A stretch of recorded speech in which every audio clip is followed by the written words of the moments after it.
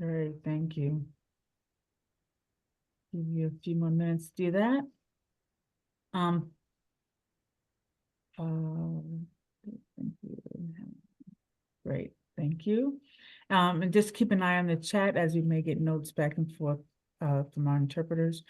So welcome back. Hope everyone had a good weekend. I know we're only at Tuesday, but hope your week is kicked off well. I just want to start off again. I think we started off last time also talking about keeping those in our prayers and our thoughts for those affected by the hurricane. There've been a lot of resource, a lot of information going out. I know back and forth on the internet. We've had some of our participants on here who have also been affected and have not been able to attend. I haven't had an attendance check today, so I'm not sure if they're here, but if you're here, we hope all is well, and if you need anything to please let us know. On our website, we have put an updated, and we'll try to continue to keep it updated, of resources that are available. We had a big call with FEMA yesterday. Despite what you're hearing in the news, FEMA is out on the ground. There are a lot of resources going into the affected areas. And they gave a good list of how you go about applying for assistance. So that too will be on our website as well. And you'll see that as soon as you go into our website, we have a big red flag that guides you to that information. Dr. Palmer, Yes. may I jump in real quick? Sure. Our building was under French Broad, flooded at 30 feet at our building. And in our first floor, the high water mark was about right here. Oh my God. So our facility in all of downtown Marshall is pretty much devastated. But the military was on the ground there yesterday. FEMA is there. Helicopters are flying over constantly. So the help is here. My family's kind of bouncing around, getting childcare and doing what we can do right now. Thankfully we had flood insurance, but we're definitely on the FEMA game and everything else as best we can. So it's a pretty incredible tragedy and just disaster, but there's community and support is real. It's very real. So But Brandon, thank you for at least showing, thank you for being here, and we totally understand, and thank you. So I hope you and your family are continue to do well, and please use those resources and let us know if anything is not going as well as you would hope. But I know, I'm glad to hear it's out there and it's on the ground, at least speaking from someone who's seen it and felt it. Thank you. absolutely. Thank you all. Team, can we go to the gallery view? Can we go to the gallery view? Anyone else? And thank you, Brandon. Oh, sorry. Go ahead, Lisa. No, I was just gonna ask, I thank Brandon for saying that. I was just wondering, is anyone else on the call that's been affected would like to share? Or family members, or doesn't have to be you yourself.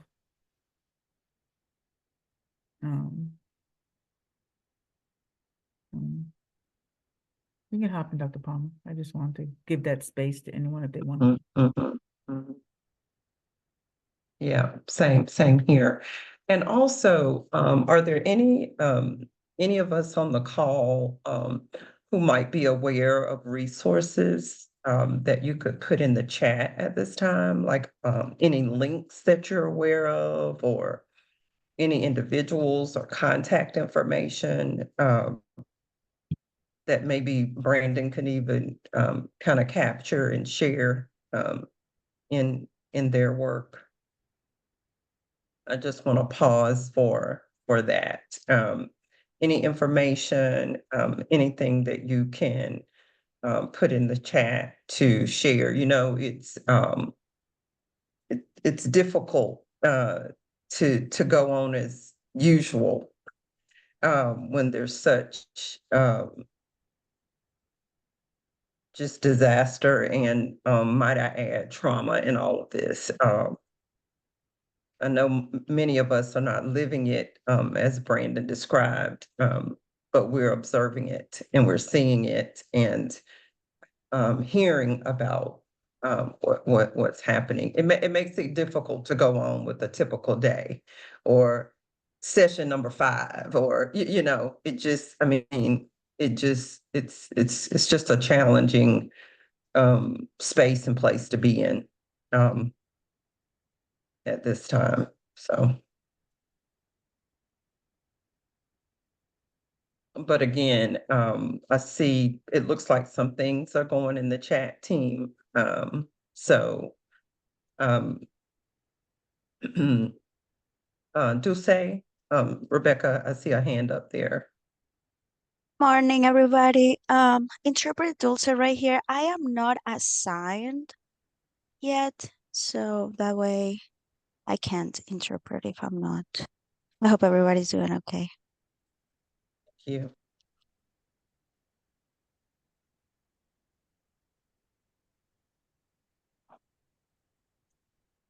Rebecca, do we need to address her or are you good? I'm hoping that Leslie can Okay. tackle that for Okay. us. Well, let's- Looks like okay, thumbs up. She's good. She's got it.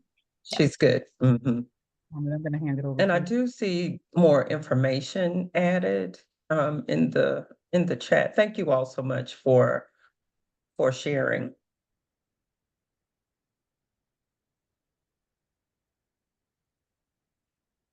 That is awesome. Thank you so much. It looks like that list is growing and growing. So thank you. As I said before, you know, it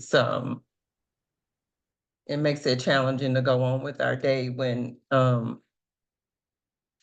you know, our colleagues and our communities are being challenged in this way. And there's another hurricane on the horizon. So we're not sure how that's going to fare. I was watching some of that this morning in the news, and I think I heard that the message is to evacuate or not live through it, and that's pretty dire. So I think it's the Tampa area where this is going to hit next. So thank you all for being patient with this morning, and thank you for sharing, and thank you for just keeping these communities lifted up, and any resources that you can share with us ongoingly. I do believe the team can send out information to the roster of participants, you know, as we learn more. Any other comments or just kind of thoughts, or anybody want to add a voice to, you know, to where we are and what we're living through before we go into our work for today?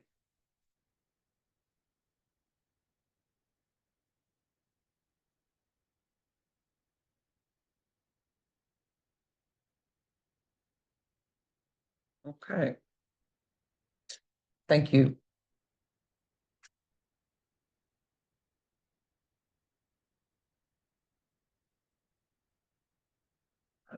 So as we transition, we are in session 5 of our institute. Our topics for today are financial management and fundraising. And we are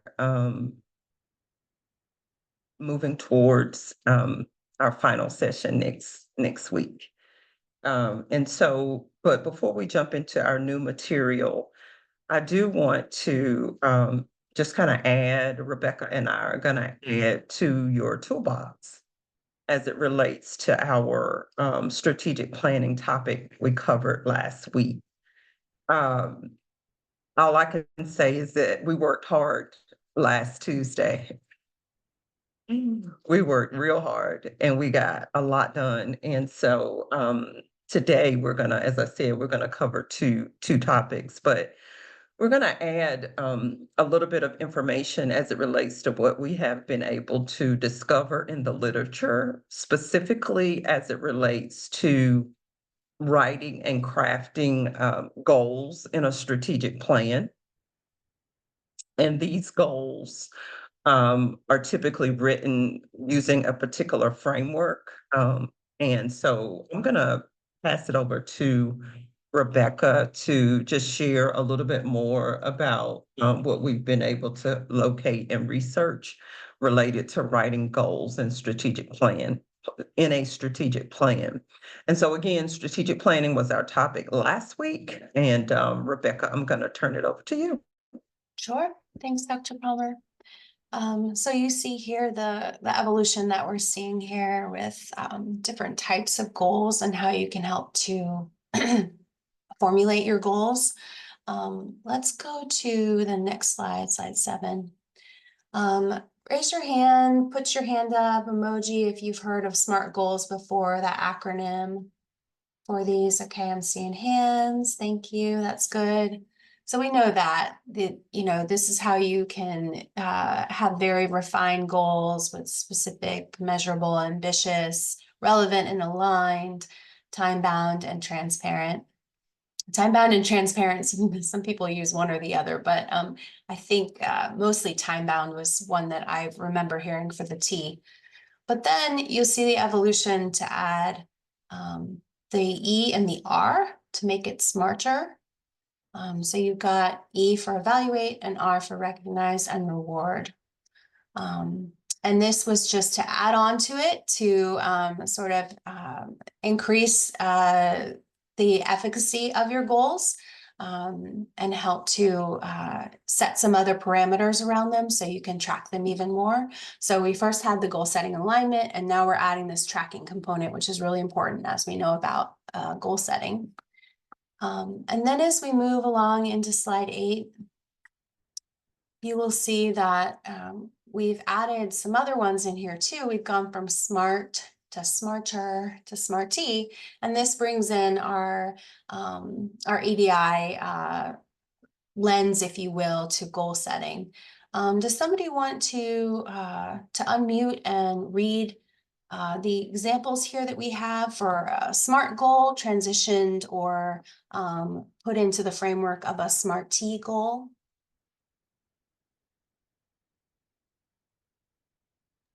Don't be shy. I'll go. Go ahead, Shelley. The SMART goal: expand youth mentorship program into 3 new counties by the end of June. And Pretty basic, right? So Mhm. then you look at a SMART-T goal, and what does that one have for us? Expand youth mentorship program into 3 new counties by the end of June with volunteer task forces that are representative of the community by age, gender, race, and other characteristics, advising the expansion. Exactly. Much more robust goal, right? Very clearly stating how they're going to achieve these things while also thinking about inclusivity and equity. So for inclusive, we need to be asking ourselves, does this goal invite traditionally excluded individuals to help make decisions and contribute in a way that shares power? So when you're thinking about an inclusive goal framework, you're thinking about how we can share power. And then for equitable, the question that you're going to be asking yourself is, does this goal include an element of fairness or justice to address whatever the systemic injustice, inequity, or oppression might be? So for inclusive, you're thinking about sharing power. And for equity or equitable goals, you're thinking about how it addresses fairness or justice. Any questions about these frameworks? Are there other frameworks that you all use, acronyms that help you to set goals? Any different letters that you're putting into this rubric here? Feel free to put them in the chat or raise your hand if you've used these and been successful.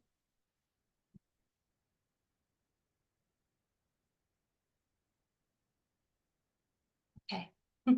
So the reason why we wanted to kick off the session today with goal setting and thinking about SMART goals, SMARTer goals, SMART-T goals, is really that the goals in our strategic plan will inform and guide the types of funds, the amount of funds, where we're going to get funds that are needed for organizations like ours to carry out whatever those plans are. So we're transitioning into today's topic on fundraising and financial management. And hopefully this is helpful to you all to sort of start to craft your goals and to think about them in these ways. I know it's been really transformative for the center to look at our goals in this framework. So I hope that'll be helpful to you. And with that, I'm going to go ahead and, I'm going to go over the agenda. So we'll go to the next slide. Before I turn it over to Dr. Palmer, a quick note, we will go through the agenda today. We have 2 topics to cover. So once again, lots of content. You'll need to stick with us because there's going to be a lot of referencing of electronic documents and keeping up with things in the chat. So hang in there with us. We will give you some breaks. Obviously, we're going to move out of this review and reflection from the past session to our participant introductions. We'll start with financial management. You can see some of the things that we're going to cover under there. And then we've got a lot to cover under fundraising.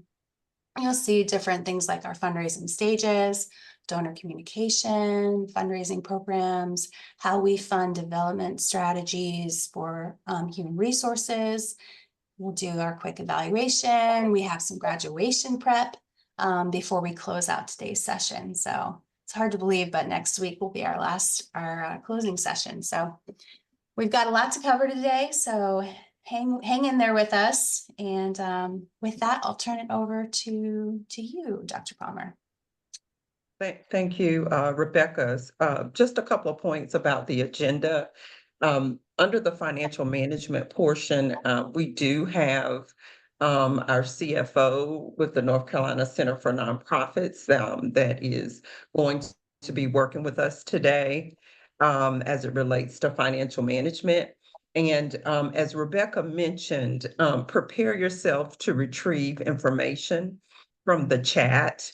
There is information that we have to update, and so in real time. And so that those documents and that information will be in the chat. And so pay attention to that because you will be referring to that information and opening links to some of what we're going to be sharing. So we'll make sure that everyone is keeping up. But just kind of make a note of that. And when we get to the fundraising topic, that will be hands-on. We have some potential breakouts for that. It just depends on how we're moving through the information. But we are gonna do some hands-on work there.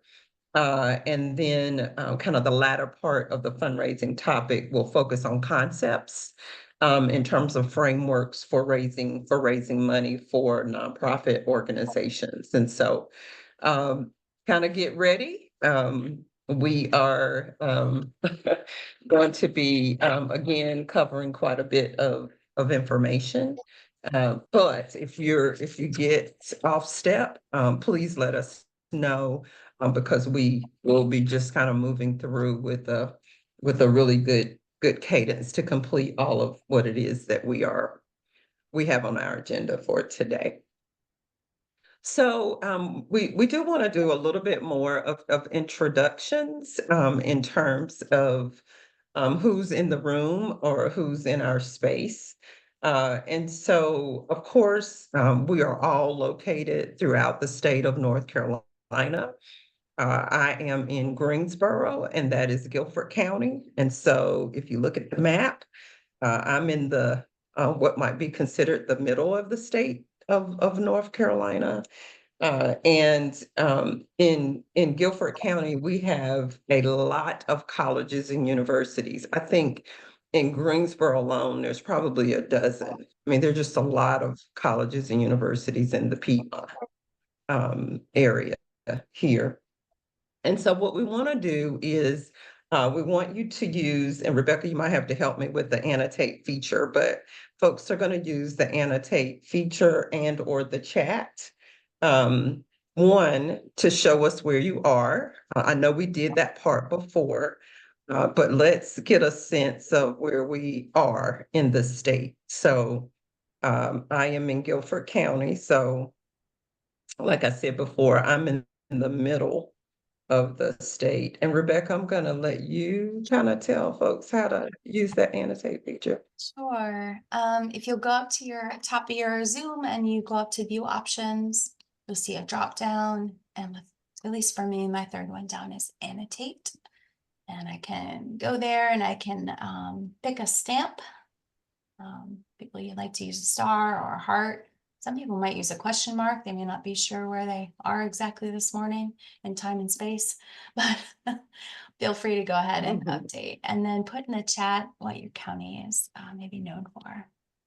Oh, I had to click 3 dots next to Leslie's name at the top of the screen. Interesting. However, you can find that annotate if it's under more, or if for me, I know it's up above in view options, but oh yeah, I see that. Great. Good, good. All right, I'm looking for things in the chat that would help us get to know a little bit more about what county is known for. This is always really interesting. All right, so we've got the counties. And so now that we have a sense where we all are, Brandon has an arrow. And so does Deborah. If you could put in the chat, what is your county known for? What is your county known for? So just put if you put it in the chat, just put just Orange or Guilford and then what your county is known for. That way we will know what to include. So the next thing is Fort Liberty, Fort Bragg, Cumberland. Okay. I was in Cumberland not too long ago. So I see a whole lot coming up. Hmm. Yeah. Mm. Uh-huh. Okay. Wake Forest, so that's Foresight. Okay. Is there anyone that's present that's, if you think about it, have you visited all 100 counties? Like, have you actually been in all 100 counties in the state? That's a lot of counties. Mhm. But have you been to all 100 counties in about 90? Wow. Because I'm looking, I know there are some of these I've not been in before. Or if I have, I don't know that I have. Maybe I've driven through some of those. Thank you all. So once again, if you notice, we are spread out. There's some clusters there. And if you haven't already, you will get a list of participants in the cohort. So in terms of contacts, just so that we can maintain those connections and be reminded of who was a part of this cohort. So thank you. Thank you for that. Again, good morning, good morning, good morning. Why don't we take I'm gonna say like a 3 minutes. So this isn't a long break, it's just a transition. We're going to jump right into our financial management information. And when you come back from that 3-minute break, I know that's not a long time, but it's a little bit of time. When you come back, we're going to go into breakout rooms. I'm going to give you a task related to how we diversify where our dollars come from in nonprofit agencies. And so group, we can go back to gallery. We're going to take that 3 minutes, and then we're going to jump right back into our info. So just a transition. Just want us to, I'm going to stay right here. I'm not going anywhere. But just give you just 2 or 3 minutes to transition. So at 10 o'clock on the dot, I'm going to jump right back into our work.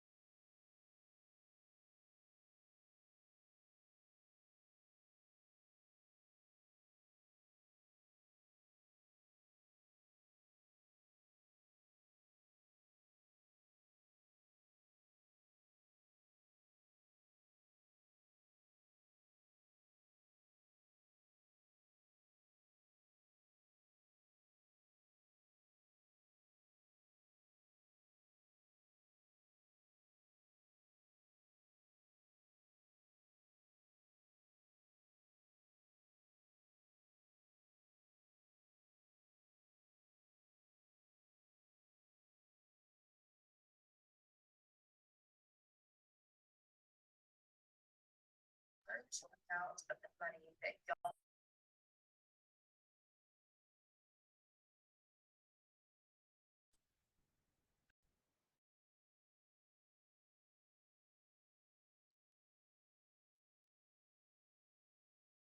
All right, we're going to jump right back into our work. We've got quite a bit to cover today. So the first thing we're going to start off with today is the topic is financial management. And we're going to start with the end in mind. Okay, we're going to start with the end in mind. So you've probably heard, as you're learning more about how to manage a nonprofit, you may have heard about the idea or the goal being that we diversify our revenue stream so that if there is one of our revenue streams that we might have challenges in terms of those dollars coming in, if that were to go away, we would be able to continue in our work. And so the goal is that we wouldn't have more than a third of our revenue coming from one source. And so that means we're looking at several different sources to bring in dollars to an organization. And so what we did is this was a image, a pie chart of an organization located in High Point, YWCA located in High Point. This is on their website. And this is, we kind of pulled from a previous impact report or annual report. And this is what they reported in 2018 in terms of the revenue. If you have your phone handy, I'm going to ask you to take a picture of this screen because you'll be referring back to it. But at any rate, there is this is the way in which they reported out in terms of where their dollars came back this particular year. And so we want you to take a look at this and begin to interpret what you see in terms of diversifying revenue streams. The idea is that we will achieve greater sustainability if we are fundraising and engaging in financial management, whereby those two functions or the people that are doing the fundraising and the managing of the finances are working together to pay attention to the degree in which our revenues are diversified. And so, again, you may have heard this way of thinking about approaching our finances and managing our dollars coming in to sustain or to be sustainable. So I want you to take a look again at this and think about this question. How does this image represent a nonprofit with a diversified revenue stream? How does this image represent a nonprofit with a diversified revenue stream? And so how do you interpret what you see here? And so I want you to just jot down some notes in terms of what you see. When you look at this pie chart in terms of where revenues are and how the dollars have come in for this particular year. And so I'm just going to pause for a minute, let you give that some thought. Make sure you, if you have your camera handy, take a quick picture of your phone. I'm assuming, I'm making an assumption that people have their phones nearby. But take a quick picture so you can reference this when you go into your breakout. And we're going to do a deep dive into the details of what this shows us. But just want you to jot down some notes.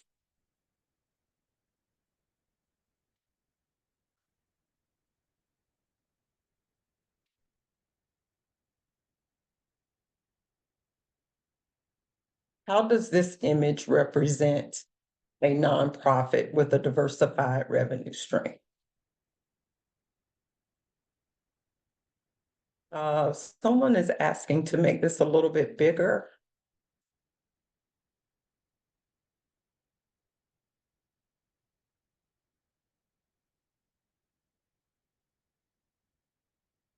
There we go. Okay. Team, I'm gonna let you place us all in breakouts. When you go in your breakouts, of course, introduce yourselves, but we want you to discuss your answer to this question. How does this image represent a nonprofit with a diversified revenue stream? How does this image represent a nonprofit with a diversified revenue stream? So you're gonna go into your breakouts with your thoughts about what you see here in terms of diversifying revenue. Great, thank you. Thanks, Dr. Palmer. I'm going to open up the rooms. Once again, you get to select which one you want to go into. We would like for some of our EDs, CEOs to stay here in the main room, maybe about 5 of you for a bilingual breakout room. And someone mentioned to me, thank you, Leslie, for noting this, that when we allow you to choose your own breakout room, I did not know this, you actually have to go down below and select it. So it won't pop up and just invite you to go to a room. You have to go down and find it and select it. I will put this link for this chart in the breakout session chat. So you can go to that link. Actually, let me do it now in case the links don't work in the breakout room. It's page 3 of this link. If you don't have your phone by you to minimize distractions, you can click on this link and go to page 3 to have reference of it. And we'll go ahead and open those up. They'll be open for 10 minutes. Right. Thank you, Rebecca. And if we can go back to gallery view, that would be great too. All right, breakout rooms are now open. You may select your breakout room based on your role. I do need a few leaders to stay here in the main room for our bilingual breakout. And if I see that there's too many in one group, I may move people around a little bit. Just be warned.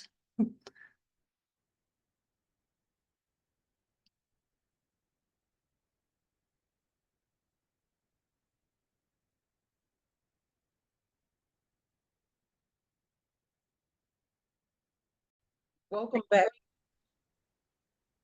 Welcome back, everyone. I'm hoping that you were able to kind of hear the thoughts and perspectives of your colleagues as it relates to what we see here. We start with the end in mind when we begin to talk about and learn more about financial management and fundraising. I'm going to ask you to use the chat, and it can be anyone from your group. Just kind of put some nuggets in the chat in terms of what you all were able to kind of discuss. But I'm going to move right on into a little bit more of this information, and team, I'm going to come back to what's in the chat. So, but in terms of thinking about what you were able to interpret or maybe understand about what you see, I want to lift up a couple of things as it relates to the image. And I hope you did take a picture of it. So as I'm talking about this, you're, able to kind of understand. And then I want to come back to some of what your comments were and what your thoughts were. Or maybe team, can we put the image back up and then make it a little bit bigger? Sorry about that. That might be easier for everybody. Perfect. So when you look at this image, again, I just want to do just some highlighting of what we're seeing here. And so one of the things that's real positive about this image is that there are a total of 8 different sources in terms of where dollars are coming from. And so there's definitely work that has been done to create a revenue stream that has a total of 8 sources. So that's really good. And I would probably just kind of go on to say that it took time to get here, as opposed to thinking that this happens overnight. And so that's something to think about. I do want to point out the fact that there, out of all of the dollars percentage-wise coming in for this particular year, there was 16% that came in under individual giving. Well, this is one of those areas related to fundraising that we definitely would want to enhance here. We want more of our revenue, if possible, coming in by individual giving unrestricted dollars. That is a goal that this organization could have just by looking at this image. So that's something to think about. Another aspect of what we see here, and if you go on their website, they have posted several years, I would say maybe close to 10 years of their impact report. And so you can look at this and do a compare and contrast and see, just how much they've moved, the way in which they've moved and shifted as it relates to this picture. But something else to think about. Notice government at 8%, private foundations at 11%, United Way at 27%. That's at least 3 of the revenue streams are grant oriented. Some of those may be, you get a 12th of your funding every month. I would venture to say the government ones are probably reimbursement. And so it is a healthy view when you look at it from that vantage point, that you have 8% government. Those are probably reimbursement, as I said before. Your United Way grants are typically, you get a 12th of your total each month. So you get a month's worth every month. And just like clockwork, you have to do your reporting and all of that, but that's probably a good balance.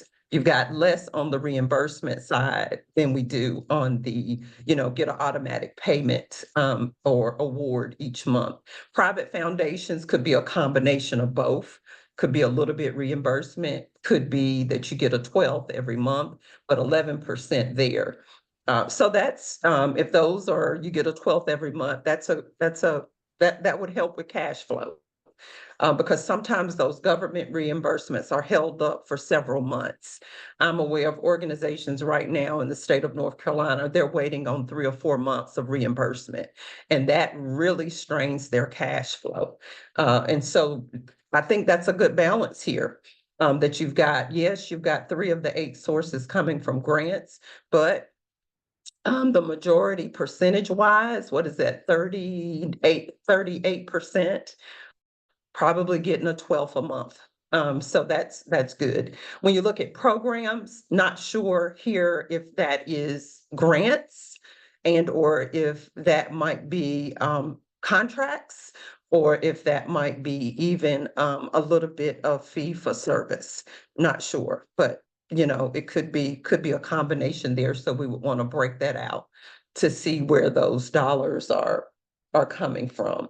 The last thing I'll say, and then I want to go to the chat. So if you all could kind of be ready to share some of what we see in the chat.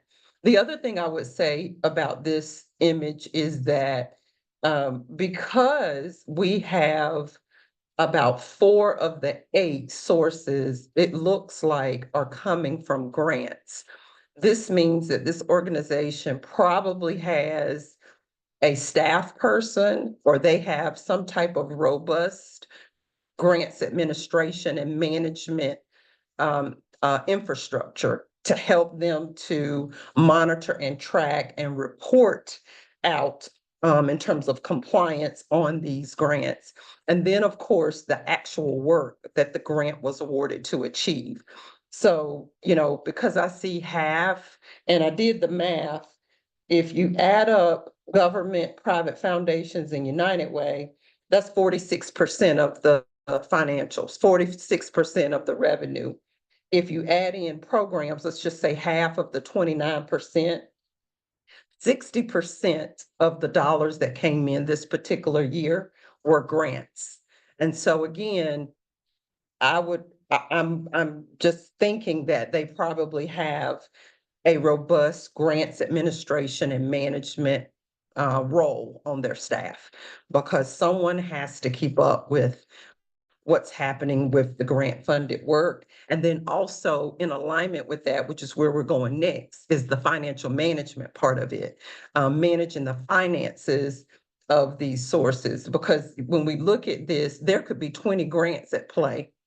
You know, we don't know how many grants they're managing, but they're managing probably a significant number. So we would want to have that infrastructure in place there.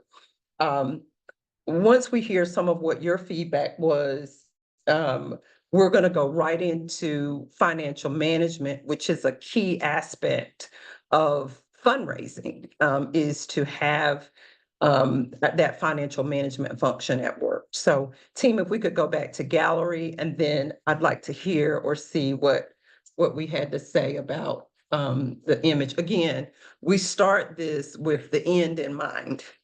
And the end is we want to diversify revenue by way of monitoring and managing our finances in a way that we're paying attention to where the dollars are coming from. And we're trying to fundraise so we can up those individual gifts. What do we have? What do we have in our chat? We have a lot of comments. So we have Thomas, who talked about how the slices are relatively smaller, similar sizes, and the larger ones are generally things that organizations have influence over, rather than external sources that could change unexpectedly, which would be government or corporate. We have 4 of the fund sources contribute 83%. One team discussed not having more than 30% coming from one source, which is ideal. 2 of the source contributors were providing approximately a third. And one question: does it matter how it's labeled? United Way is the only funder listed by name. That varies from report out to report out. Typically, if you're doing a pie chart, though, you're trying to craft it in a way, you know, that you're given the imagery of where the dollars went, but you may not be given the details. And sometimes in your annual report, you can give the details, but that's typically how you see it.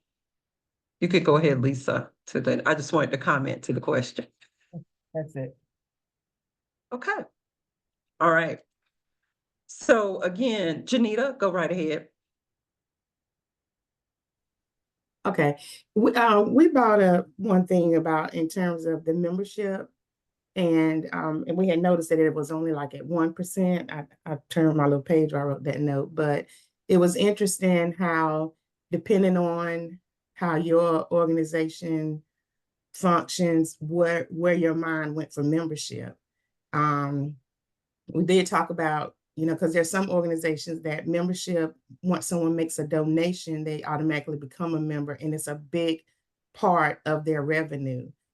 And then our membership per se, there's actually an enrollment fee. So, you know, but I liked how it was only 1%, because you can't really base a big percentage on who you expect may or may not enroll. And then someone else, mine went to membership, was board membership contribution. So it was just interesting where your mind went with membership and how that may impact the percentage that you put on it. Agreed. And this is a YWCA, so membership is a member of the YWCA, very similar to a YMCA. And so that's what membership means here. But there are opportunities where we have nonprofits who create opportunities, or they create a program around, if you become a member with us or you join up with us, you get these things. So there's that way of thinking about it. And then some of our nonprofits are professional associations. And so being a member, like we can be a member of the North Carolina Center for Nonprofits. That's a membership. So you're right. Membership might mean different things depending upon the type of nonprofit you have and the work that you do. So you're right. If it's a board donation, it goes in the individual giving. And so, because that's an individual donation. But I'll kind of leave it at that. We're going to, I don't see any more hands or anything like that, and I don't see anything in the chat. So Is it, I want to pronounce the name right. Is it Delano? It is Delano. Mhm. Delano. Delano, sorry. Yes, it's Mhm. okay. One of the questions that we talked about in our in our breakout session was looking at the YWCA's pie chart. My assumption is that's a mature organization because they've got these relationships with a variety, governmental, non-governmental, also some private industry and foundations and things. And our conversation was about taking over a nonprofit and working to build those relationships because it takes time to do that. But I think you're right. I think it is a worthy goal to strive for, but it just doesn't happen as easily or as quickly as we would like for it to happen. And that's, one of the things is trying to, and also I think from my perspective as a leader, is trying to manage expectations when you're taking an organization and trying to move it in a direction of developing those relationships because it does take time. You're exactly right. It does not happen overnight, and it does require consistency in the practices. Yes. Consistency in the practices. And one of the more fundamental parts of this is to have our infrastructure in order to manage the dollars when they come in, which is where we're transitioning to now. So we can, we look at this image and all these dollars are coming in. Well, once the dollars get there, who's managing it? And how are they managing it? Yeah. And are they managing it according to best practices and how you operate a nonprofit? This is one thing to get the dollars. It's a whole nother thing to do the administration and management of those dollars. And so I am going to turn it over to Lisa, and Lisa is going to introduce our colleague and guest for our financial management portion of our work today. Yes, thank you, Dr. Palmer. So just a brief introduction as we transition into our financial management section of our session today, and it's pretty heavy. But let me just talk about Tracy for a minute, who's responsible for the overall financial operations at the center, as well as audit and tax functions, budgeting, policies, and procedures, and human resources. She does all that under this one hat. I don't know how she does it. She began working at the center as an intern while attending Meredith. She's a veteran at the center with more than 20 years of experience in nonprofit accounting and human resource management.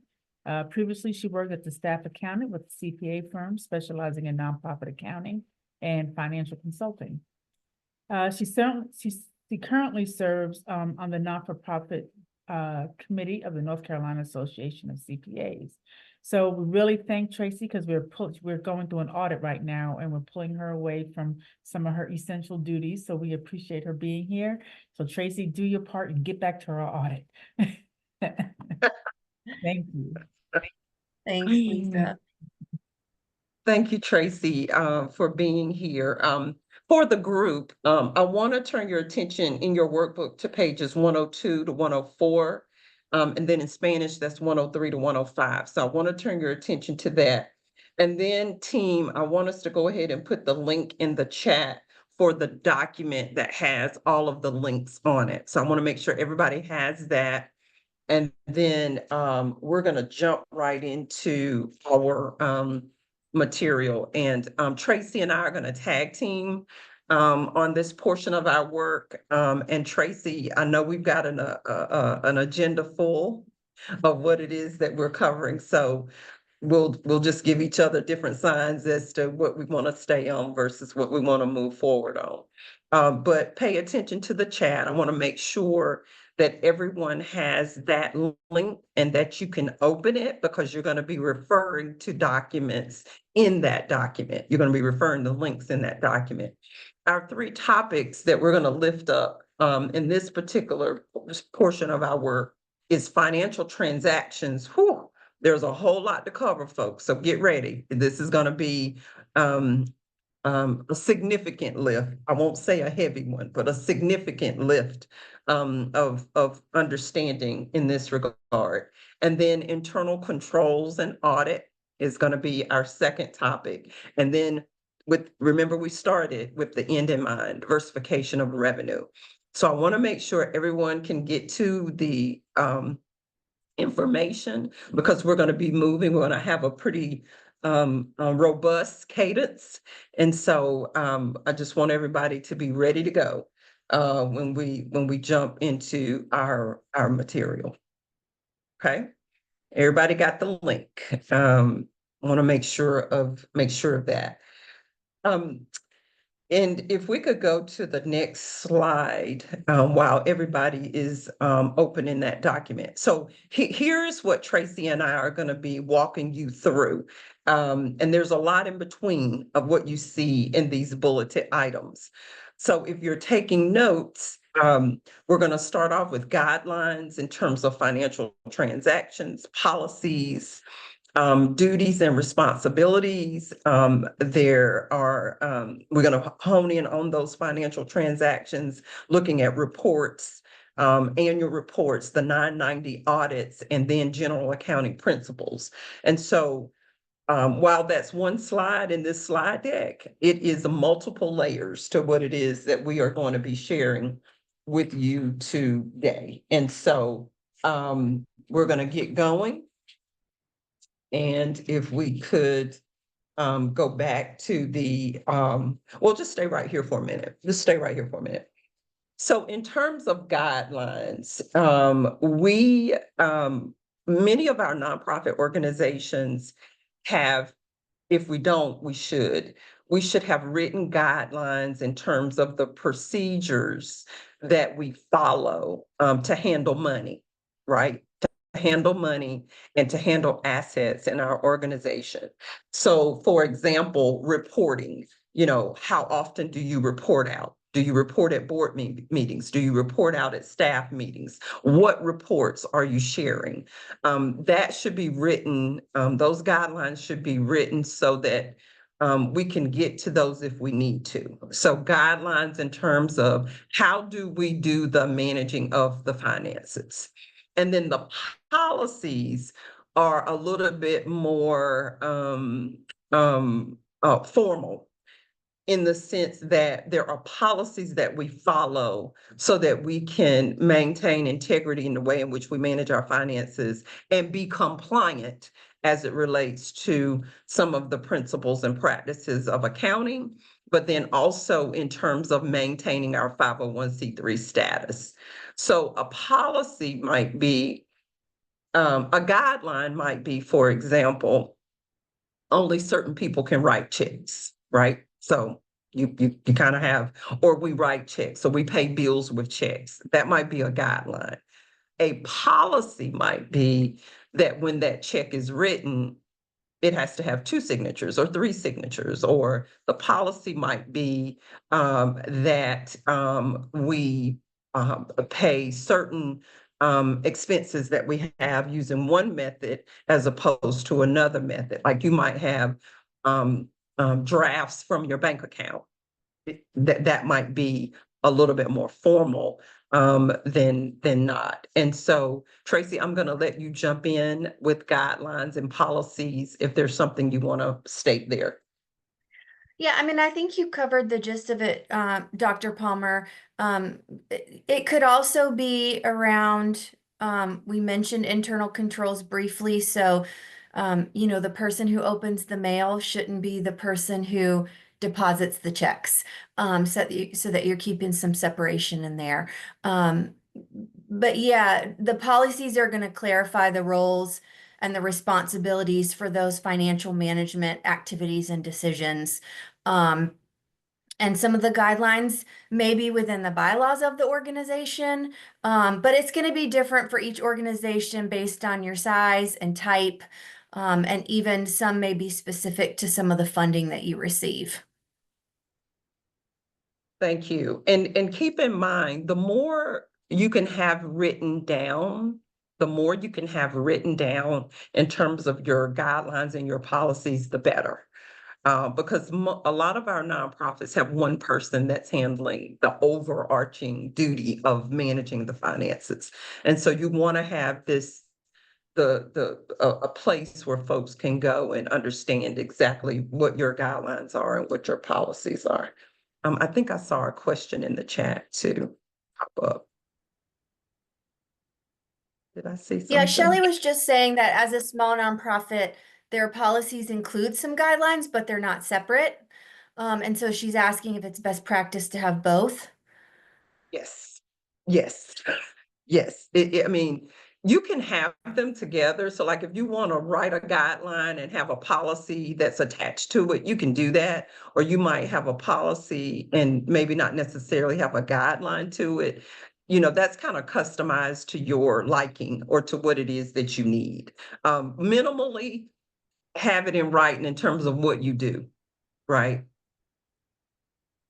Um, there's a link in your, there is a link in your, in the document that you received. And it is the, financial, transactions in terms of, financial accountability. And so what we want to look at first and talk through, Tracy, are revenue and expenses. And then we want to go into, talking about, let me come back out of here. We want to go into talking about those individual documents. So do you want to talk a little bit about just understanding revenue and expenses and budgeting?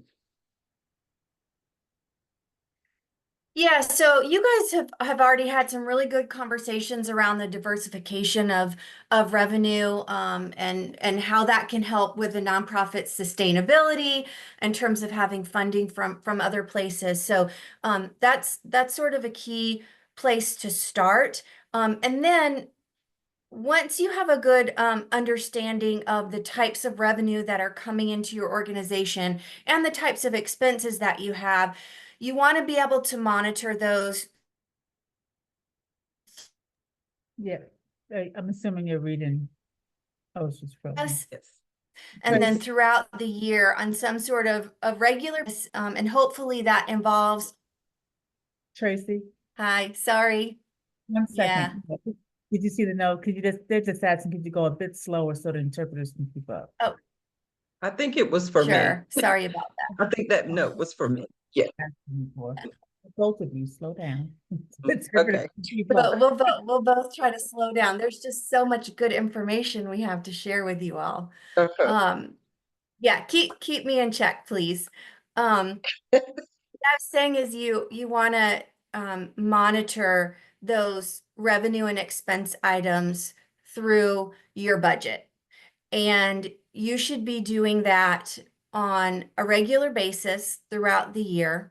And hopefully that is going to involve your board and a finance committee as another layer of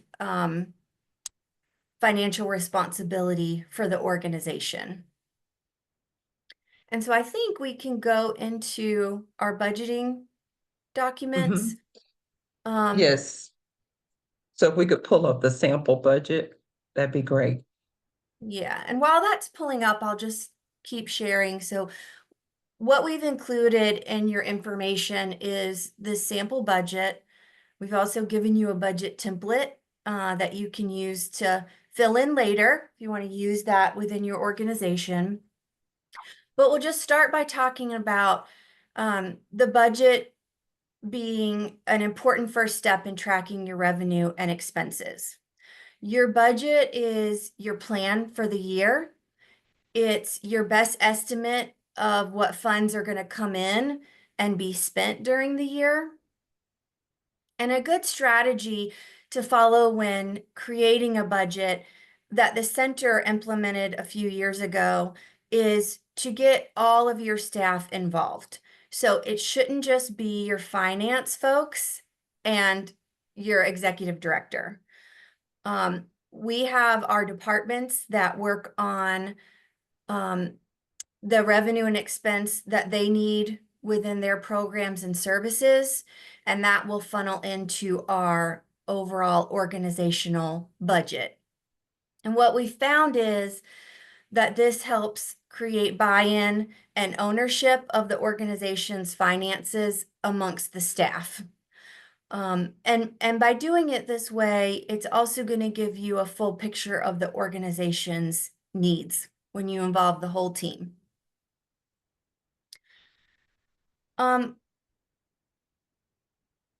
you can see on this sample budget and as well in the template, we're using some information like our current year budget, some year-to-date actuals so we know where things stand at this point in the year, and then some previous year budget and actual information. All of that is used to help create the budget for your new fiscal year. You could also consider trends and other previous year data to help inform you. Like I said, getting the staff involved, talk to your staff to understand the needs for the coming year. And you could even consider providing staff with some pre-planning questions. So what do you think your equipment needs will be for the year? What are some new strategies you'd like to implement? And what would you need in order to do that? And that just helps get people thinking. I think that we could probably, Dr. Palmer, unless you want to add, Nope. we could probably, Leslie, do you mind sharing the center's budget document? We thought it might be helpful for you all to see an example of what the center does in preparing its budget.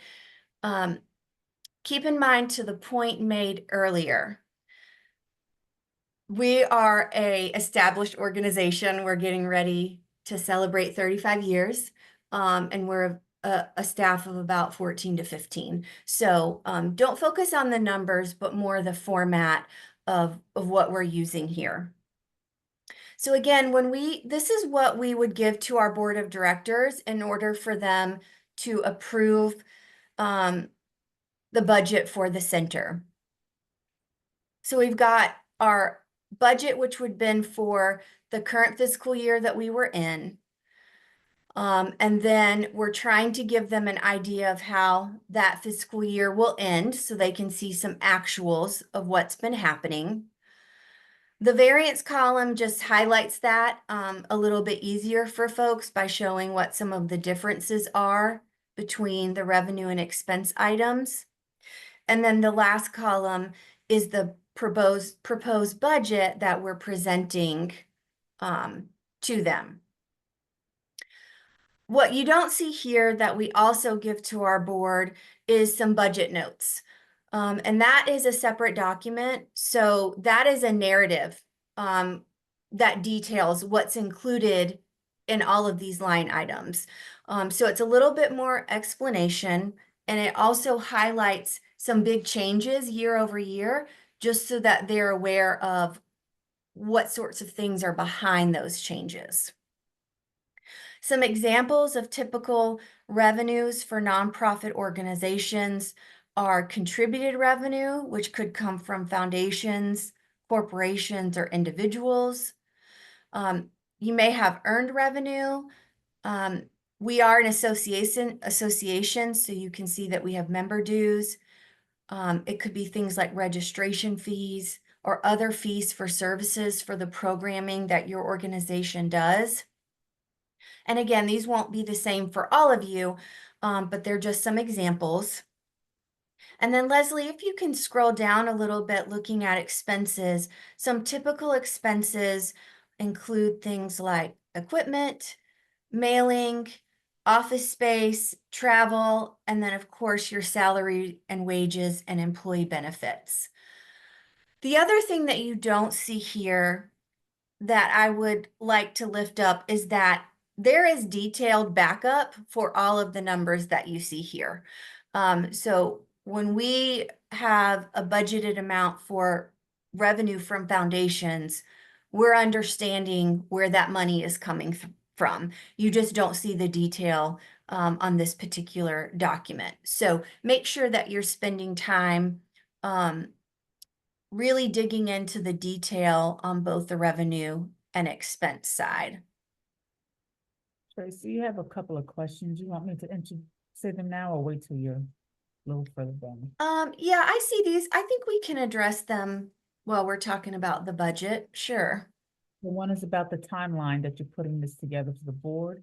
And the other, can you explain the expected year-end budget? What are you basing that on?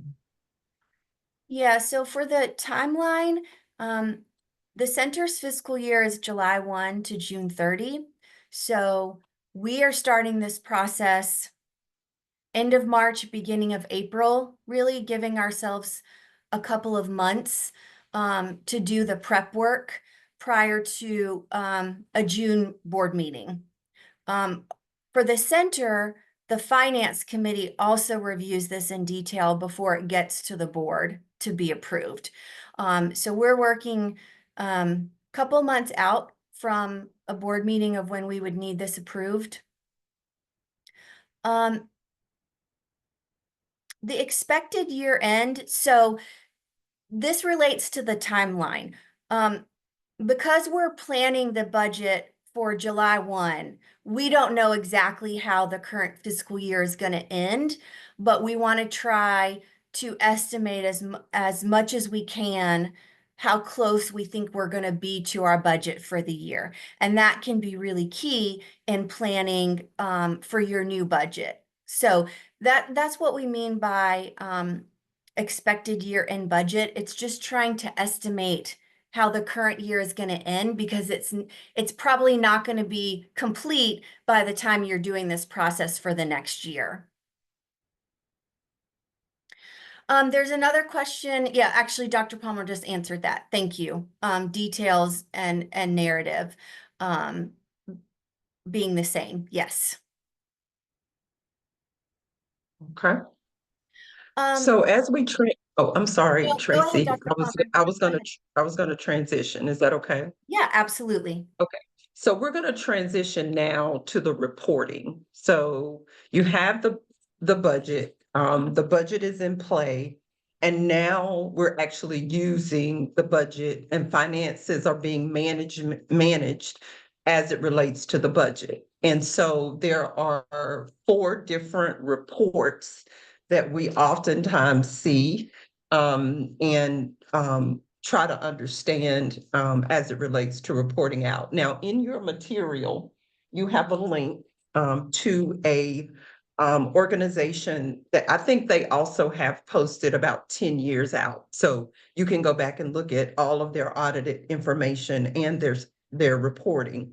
And so Tracy, I'm going to have us focus on the statement of financial position and the P&L.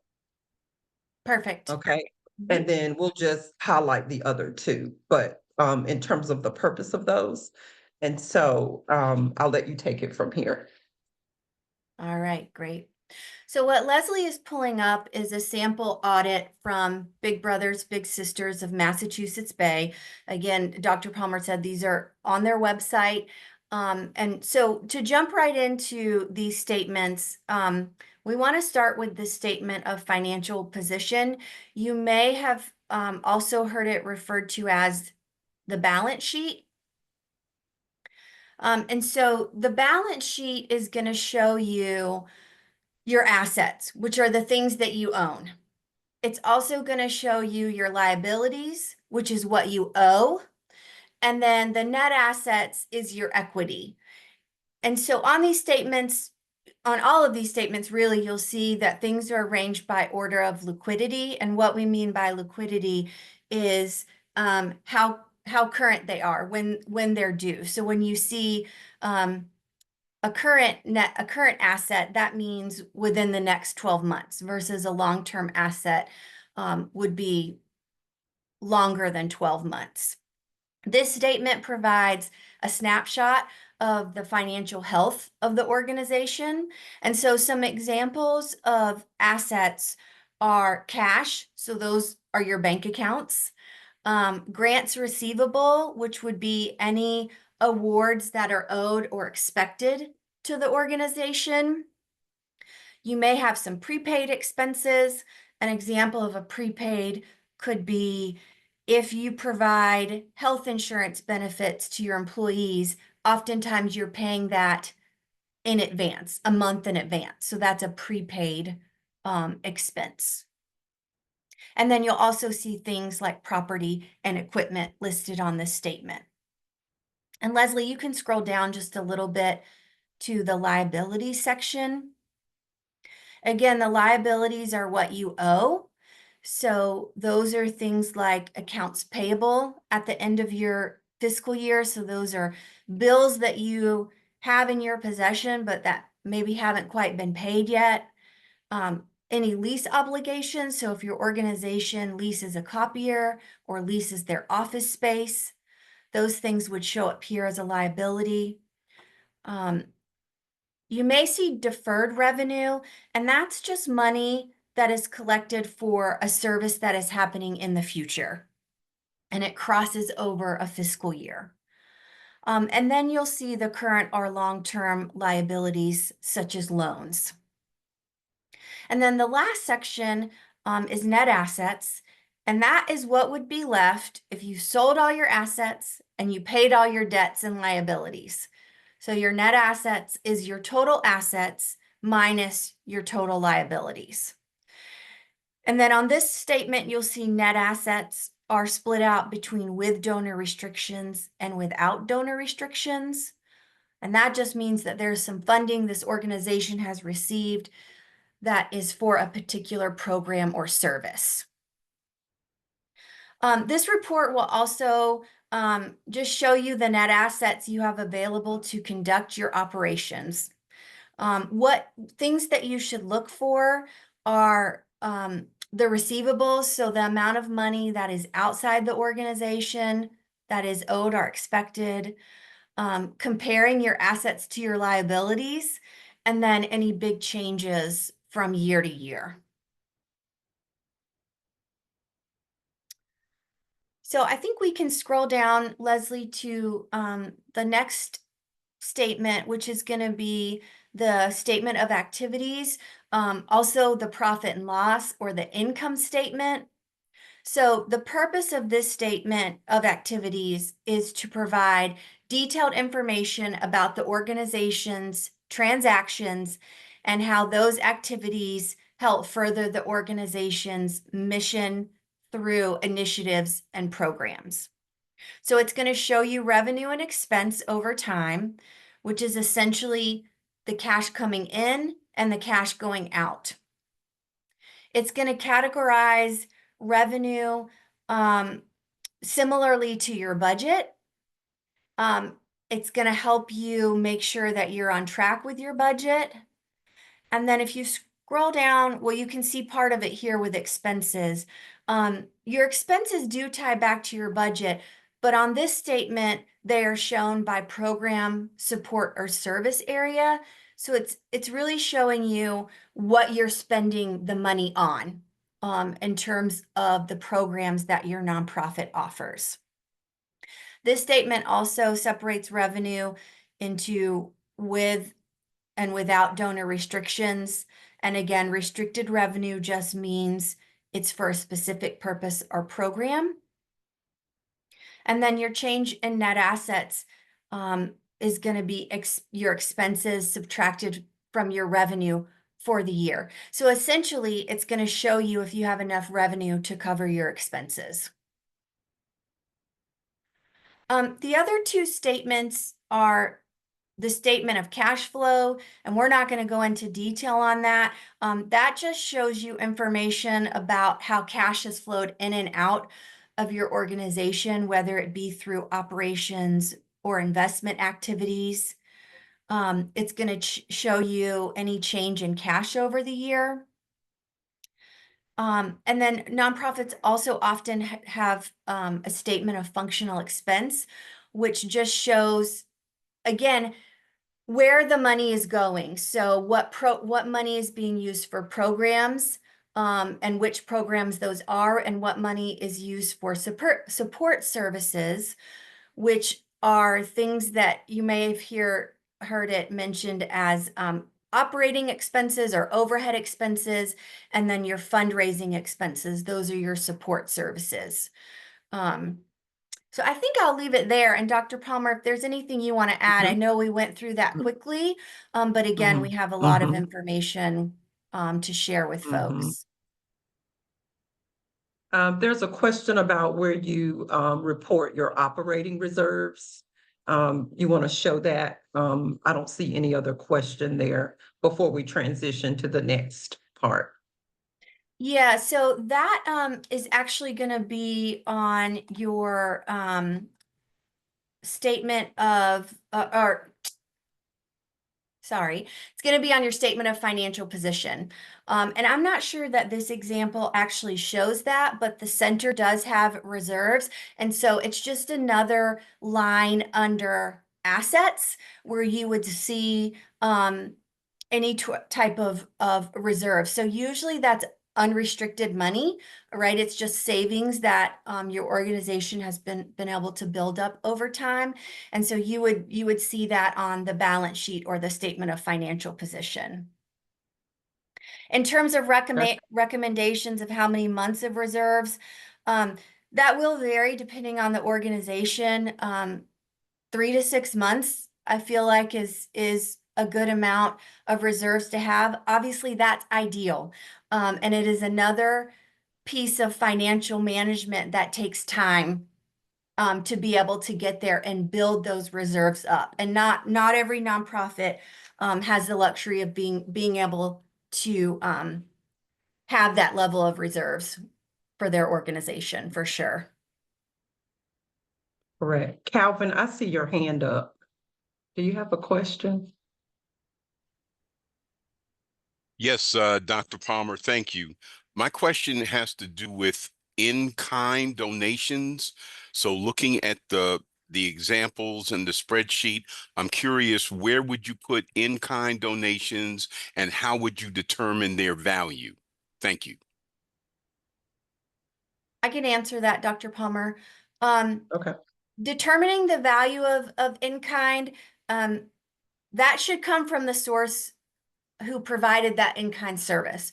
So for example, if we have a website developer that provided some in-kind services to build our new website, we would ask them to give us the value of the services that they provided. And oftentimes that would be their hourly rate, so what they would normally charge, times the number of hours that they provided. So that's one example of an in-kind.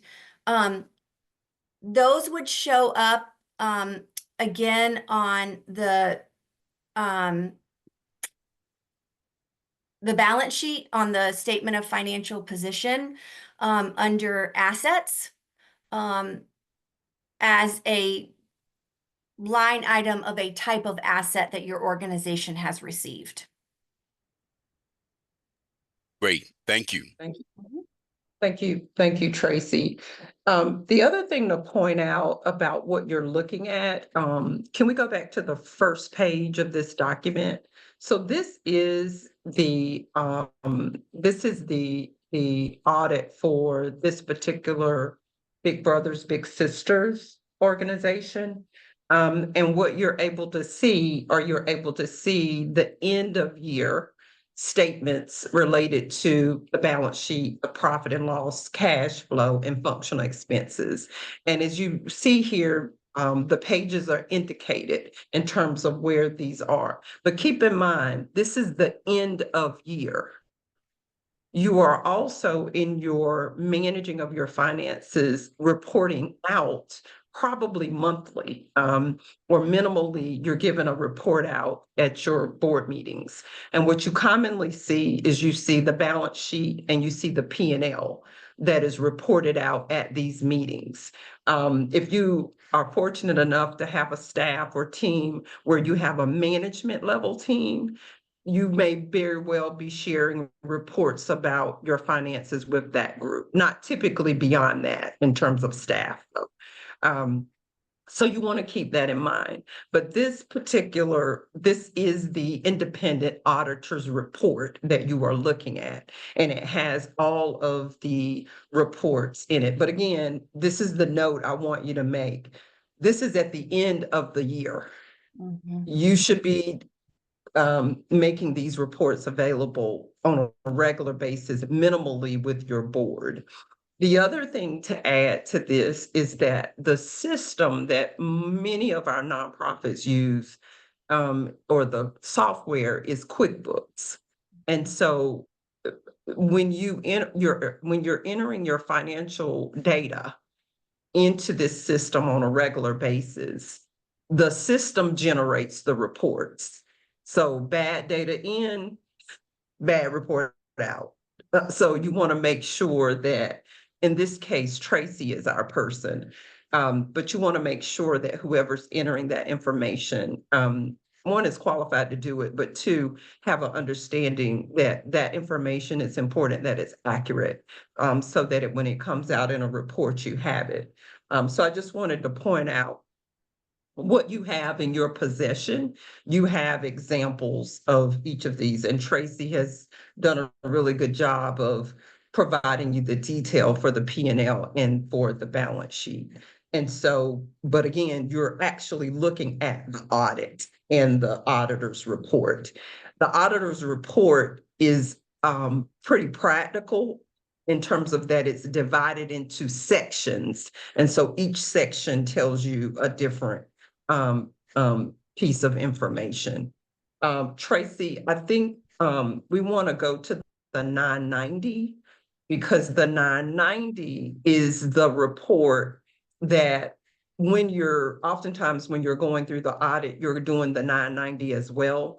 The 990 is expected for you to submit to the Internal Revenue, and you want to submit this on time, because you don't want to jeopardize your 501c3 status. So, and I see Ashley's comment. We said this in the very first session. Take all of this in, process it, and decide how you want to move forward in enhancing your capacity. Try not to become too anxious and too judgmental in terms of your organization and where you are and how you're doing any of what we are sharing as it relates to any of our topics. So this is all for you to add to your toolbox, and then for you to map out where and how you want to enhance your capacity. So please don't move into a place of stress about what we're sharing, but just kind of take it in, digest it, and then create a way forward for your agency and how you want to enhance capacity. And Tracy, if you could just really point out the different sections of the 990, that would be great. Sure. Yeah, the 990 can be a really long document with the additional schedules that might need to be completed. So we're just going to do, again, a high level overview. As Dr. Palmer said, it's your nonprofit organization's tax document. It is filed annually with the IRS, and it's due the 15th day of the 5th month after the close of the fiscal year. So if you have a June 30 fiscal year, your 990 would be due November 15th. There are different types of forms. This form that's on your screen is the standard form 990. There's also an easy or a 990N, which is a postcard. And which one you fill out depends on your gross receipts for the year. We always like to mention that back in 2019, there was a mandate for versions of the 990 to be filed electronically through an authorized IRS provider. And we just share that because we know it can be burdensome or costly for some nonprofits to fulfill this requirement. Your 990 is open to public inspection, which means you need to be able to share it with the public if asked. If you've ever been to guidestar.org and looked up a nonprofit, you can see their 990 on the website. Various entities will look at your 990. It could be a donor, it could be a funder, a partner, your community. And you want to use this 990 as another way to tell your organization's story and accomplishments. Leslie, you don't have to scroll, but there is a section in here that is called Program Service Accomplishments, where you can add a narrative of the things that your organization has done throughout the year, how many people they've served and helped, those sorts of things. Your board should review the 990 before you file it. And then in terms of the sections, you'll see some summary sections like on page 1 that is just going to give you a snapshot of financial information throughout the year. There is a checklist of required schedules that would go along with this form. There is a section on tax compliance. There's a governance section, which will include questions about your board, your governing documents, your committees. There's a policy section, which asks if you have certain policies in place, like a document retention policy, a compensation policy, things like that. So that section where they're just asking if you have those in place. And so I think I'll stop there, because again, there's a lot on the 990, but I think those are the highlights of the things that you need to know about this tax form. So Tracy, And I'm Go. sorry. and I was just I was gonna gonna read some of the questions in the chat, but you go first, Dr. Plum. Okay. What I was going to say too is that we do have a link in your doc, in the financial management document, that have, where the actual 990 can be found. And also you can go to irs.gov. So, that is a place. I'm sorry, Lisa, go ahead. No, I just wanted to bring, I guess, you and Tracy's attention to the chat. Calvin was giving some information about the extended reporting deadline because of the storm, that it is now, it was 10/15/24, now it's early 25. So I don't know if you or Tracy want to say anything to that. And then our second question, expanding on audits. Since we know they're expensive for small nonprofits, they were advised to do a third-party review if the cost of an audit is unattainable. Do you have any insights on audits versus third-party reviews? I do think at the end of your wraparound, we have some sources listed for you, and we also have sources listed at the end of this slide deck. So the center does have those sources that you can connect with. I will say what I'm hearing in the field is that some firms that have done audits and 990s for nonprofits are no longer doing them. And so it may be a little bit more challenging, but I would suggest referencing our resources with us. That would be a good starting point. And then there was another question here: where is the best place to start in terms of our finances? Open a bank account, put all your money into that bank account. Familiarize yourself with a version of QuickBooks and begin to enter your data in that system, and that system will generate the reports. That would be my on the ground, where you might start. Yes. Yeah. Reconcile your bank statements.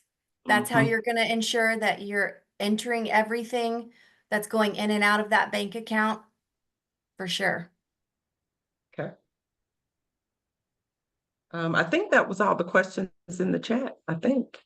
One more just Yep. popped up. And then there's a link here that some folks are sharing with the IRS tax relief that they're talking about. Okay. If we could go to gallery, the other thing that I'll mention is that there is an expectation that we file an annual report. And Tracy, I don't know if you want to touch on that. In North Carolina, with the Secretary of State's office, we are expected to, inform them or to upload that report if you have it. So I don't know if you want to speak to that since we're talking about North Carolina. Yeah, I mean, I think that you covered it, and just when we talk about annual reports, it's another way to share information with the general public, to highlight your accomplishments, to thank your donors and partners. You can include financial and programmatic data or information. And then you can share it as appropriately with some of your constituents. And then, as Dr. Palmer said, the requirement to share it with the state of North Carolina. Mhm. The very last item, Tracy, on our list is generally accepted accounting principles, otherwise known as GAAP. Can you tell us the purpose for that resource? Yeah, so the generally accepted accounting principles are just the common set of accounting rules and requirements, which is issued by FASB, which is the Financial Accounting Standards Board, and it's just to create some standardization of procedures used across accounting industries. They provide some clear, consistent, and comparable information on financials. And so nonprofits are required to follow these practices to ensure that your financial information is consistently and accurately reported. Awesome. Team, can we go to slide 17?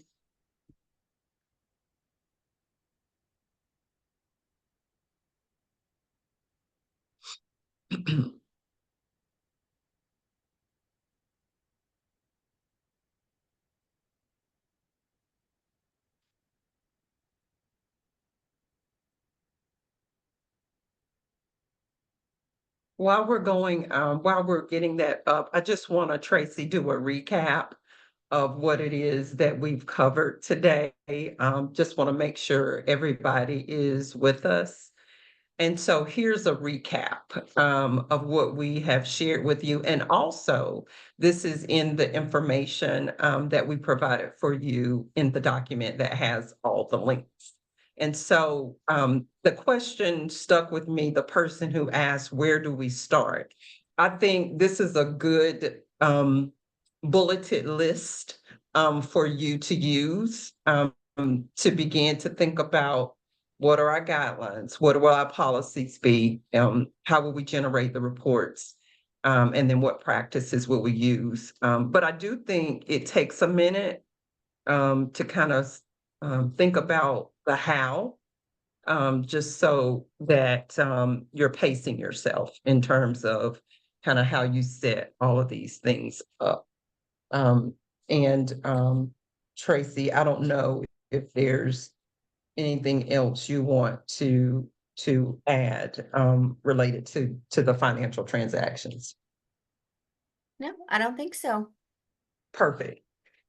Going to the next slide, internal controls and audit. We have actually covered this information already in terms of where we might craft and locate internal controls. We talked about the guidelines and the policies, doing an audit, and referencing your bylaws. We've captured these bullet points, but Tracy, could you speak to a yellow book audit versus a single audit?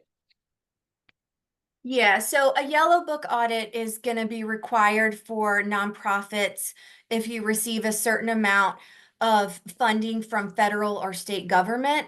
And so that just means that when you have the audit, the auditors have a separate yellow book or government auditing standards that they have to follow. And so it can be a little bit more involved, but it's not required of everyone. It just depends on funding you get from the federal or state government. A single audit is required if you receive, I think the threshold is still 750,000 or more during a fiscal year. So that's an audit of both your organizational financial statements and compliance with the federal award requirements for major programs. So there's a little bit more work to do for an organization if you're getting some funding from federal or state government, depending on how much that funding is. Great. Thank you, Tracy. And if we could go back to gallery view. Ooh, Was that a lot or was that a lot? My goodness. Financial management, again, pace yourself. This is a marathon, not a sprint. And it has taken organizations quite a bit of time to be able to show you on their websites the two examples that we use in addition to the NC Center. It takes a while to get all of these things in order. And so you really want to pay attention to this. We're going to go into a break. I'm going to go back and look and see if there are any questions that we missed. Tracy, thank you so much for joining us again with this cohort. We appreciate you stepping away from your audit to help us and to offer perspective. It is 11:20. We're going to take a 10-minute break. Thank you again, Tracy. Yeah, happy to be here. Thanks, you all. Have a good rest of your Nonprofit Management Institute. You're almost Thank there.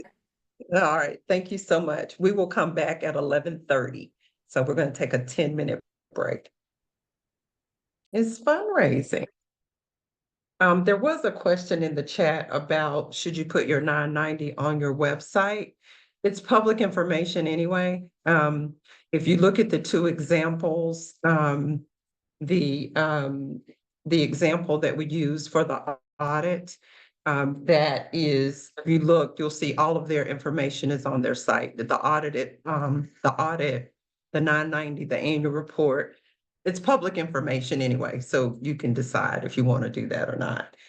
And then in terms of an audit, what you want to keep in mind is being in compliance and meeting any kind of requirements of your funders. That's number one. Audits do cost, and so you want to keep that in mind. A lot of nonprofits do audits regardless of the amount of the budget, so to speak, just to have an extra layer of credibility in terms of the managing of the finances. If you are receiving federal funds, typically there's a threshold that the federal government requires. I don't know if it's 500,000 or 750,000, but those are, you would be checking with your funder on that. And so the question was, what is the dollar threshold in terms of revenues that you're managing each year that you get an audit? And so, so that's kind of where I would leave that. I am not a CPA. But I would encourage you to pose that question also to a CPA, but that's kind of in practice, that's what I know in terms of how to go about considering whether or not you want and need to do an audit. And also there's what's called a financial review. It's not a complete audit, but it is a review of your finances with a report from an accounting firm. I hope that answered those. Team, I didn't see any other questions other than those two. How are we doing? Are we doing good? Give me a reaction. Thank you, Abby, for that thumbs up. I want to know how we're doing because we're getting ready to jump into some more info. And we're going to focus on fundraising.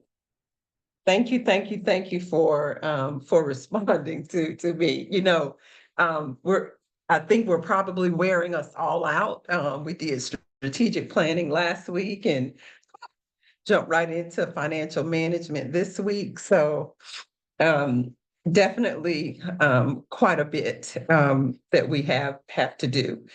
So our next topic is fundraising. And so what I want to do is kind of talk to us about how to think about fundraising. We're going to offer up a way to frame fundraising as it is, and we'll just jump right in. So as we kind of bridge from financial management to fundraising. In the financial management work, we create a budget. And that budget gives us an indication of revenues and expenses. And if you remember when Tracy shared the budget for the center, there were different ways in which those revenue came in the door, or those dollars came into our organization. And some of those ways in the center's budget were related to fundraising or individual contributions. And so the question then becomes, what are our options when we decide that we want to become a little bit more robust? That must be the word for today. When we want to become more robust in our fundraising efforts. And so if you were to Google fundraising right now, you would see a whole lot of information about how to create a fundraising program. And in creating that fundraising program, you would be selecting how you want to go about raising money for your organization. And so a couple of things to think about as it relates to that.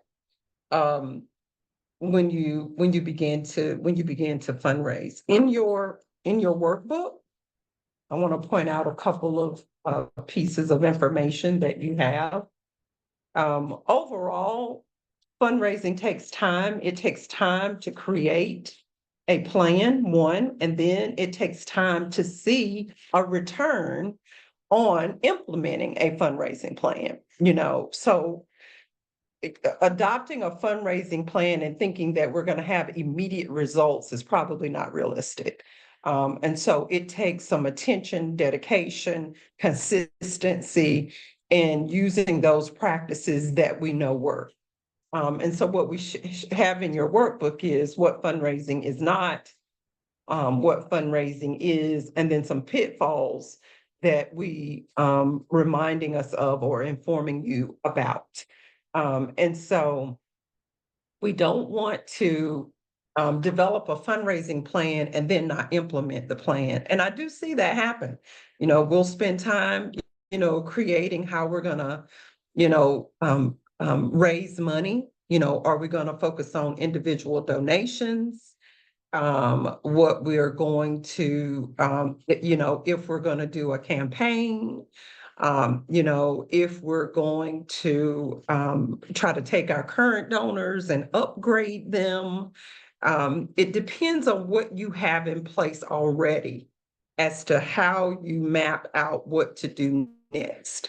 And so what we're going to do is show you a 4-part way of securing individual donations. Okay, a 4-part way of securing individual donations, because we know that a primary focus of any fundraising effort for a nonprofit is to secure as many individual contributions on a regular basis as possible. So you introduce me to your organization, ask for a donation, I give a donation, and then the goal is for me to repeat giving that donation at the same amount or more every time you ask, right? I mean, that's ultimately that's what we're trying to get to. And so, I've heard people say to me, well, fundraising is about salesmanship or saleswomanship. It is. It's a whole lot about promotion and marketing and advertising what we do for the purpose of asking for a donation. I mean, that's ultimately it. I don't have a magic recipe. There's nothing instantaneous about it.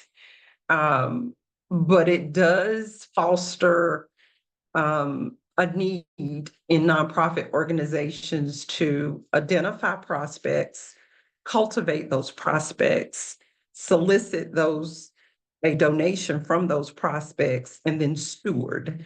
I'm going to say that again. It does require identifying prospects, cultivating those prospects,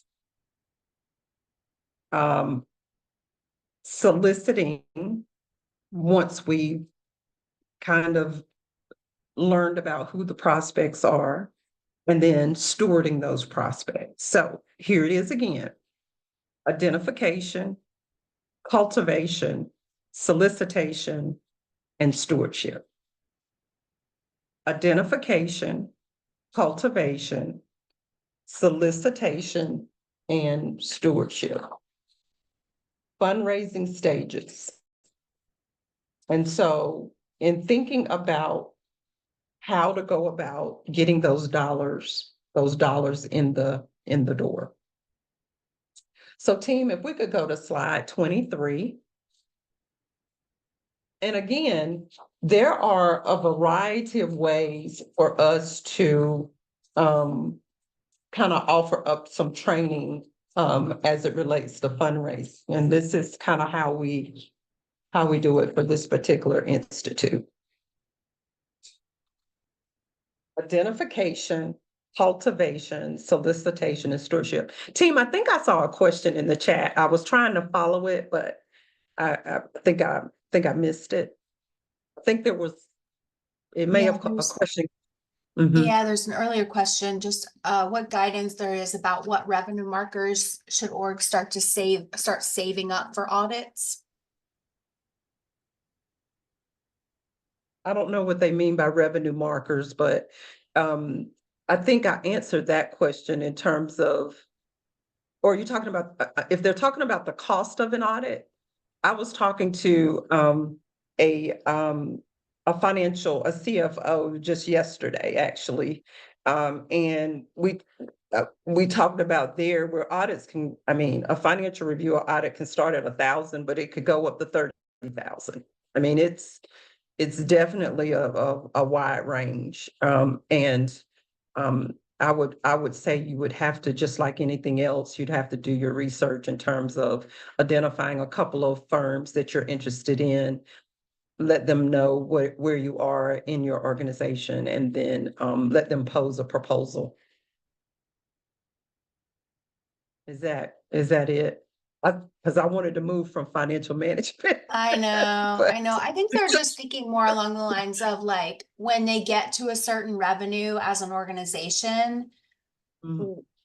what should they, at what point do they start to need to start saving for an audit and working that into their budget and that sort of thing? I would say start saving. I mean, I don't really know how to answer that question, to Yeah. be honest. If you're anticipating that you're going to do an audit, the first thing I would do is find out what the cost is, so you can at least have a number of what it is that you're trying to prepare for. And then I would probably go from there. I'm not sure who posed that question, but that's how I would do that. Dr. Um, Palmer, this is Shali. I posed the question, and I think that as a new nonprofit who is starting to get kind of federal funding and kind of having more grant sources and requirements, trying to keep in mind for ourselves, since most of the allocations we're receiving are project grants. Is it something that we need to start saving for ASAP? Because we have looked into prices here and we've gotten quotes, and they're just way beyond what we can actually do at this point, regardless of the fact that it seems like something that is going to be needed. So you said federal grants, and Shali, federal grants have their own compliance requirements. There are a couple of resources that I've reviewed where there's a $500,000 marker and there's a $750,000 marker. I've not seen anything below that. But what I would do is, with each of those funding sources, I would inquire, number one, what are the expectations and requirements to receive the funding? And then I think your organization has a decision to make. if it costs you more to actually receive the grant award and do what is expected, then you have the resources to fund, then I think that's a private decision that you and your organization will have to make. Because we certainly wouldn't want to see you get into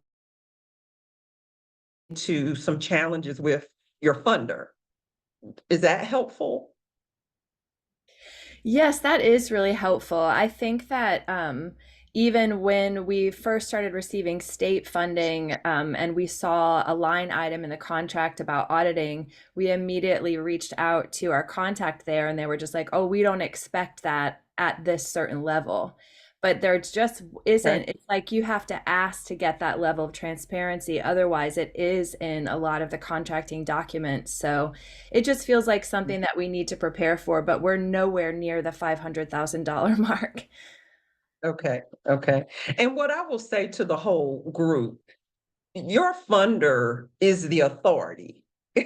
Your funder is the authority in terms of, I probably shouldn't use the word authority, but that's what it is. Your funder is the authority of holding you accountable according to their guidelines. So while you as an organization may say, well, we're at 100,000 a year, we're grassroots, we're just starting, we're not going to think about an audit until 300,000. And Charlie, to your point, but you may be trying to secure resources where there's an expectation and a requirement that you do it. And so then you have some decisions to make as to whether or not that resource or that opportunity is an opportunity that you can entertain. That makes sense. Thank you, Dr. Palmer.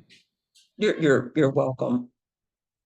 So again, as we think about fundraising, in terms of identification, cultivation, solicitation, and stewardship, when we are trying to identify who our prospects might be, there is a way of thinking about how to do this.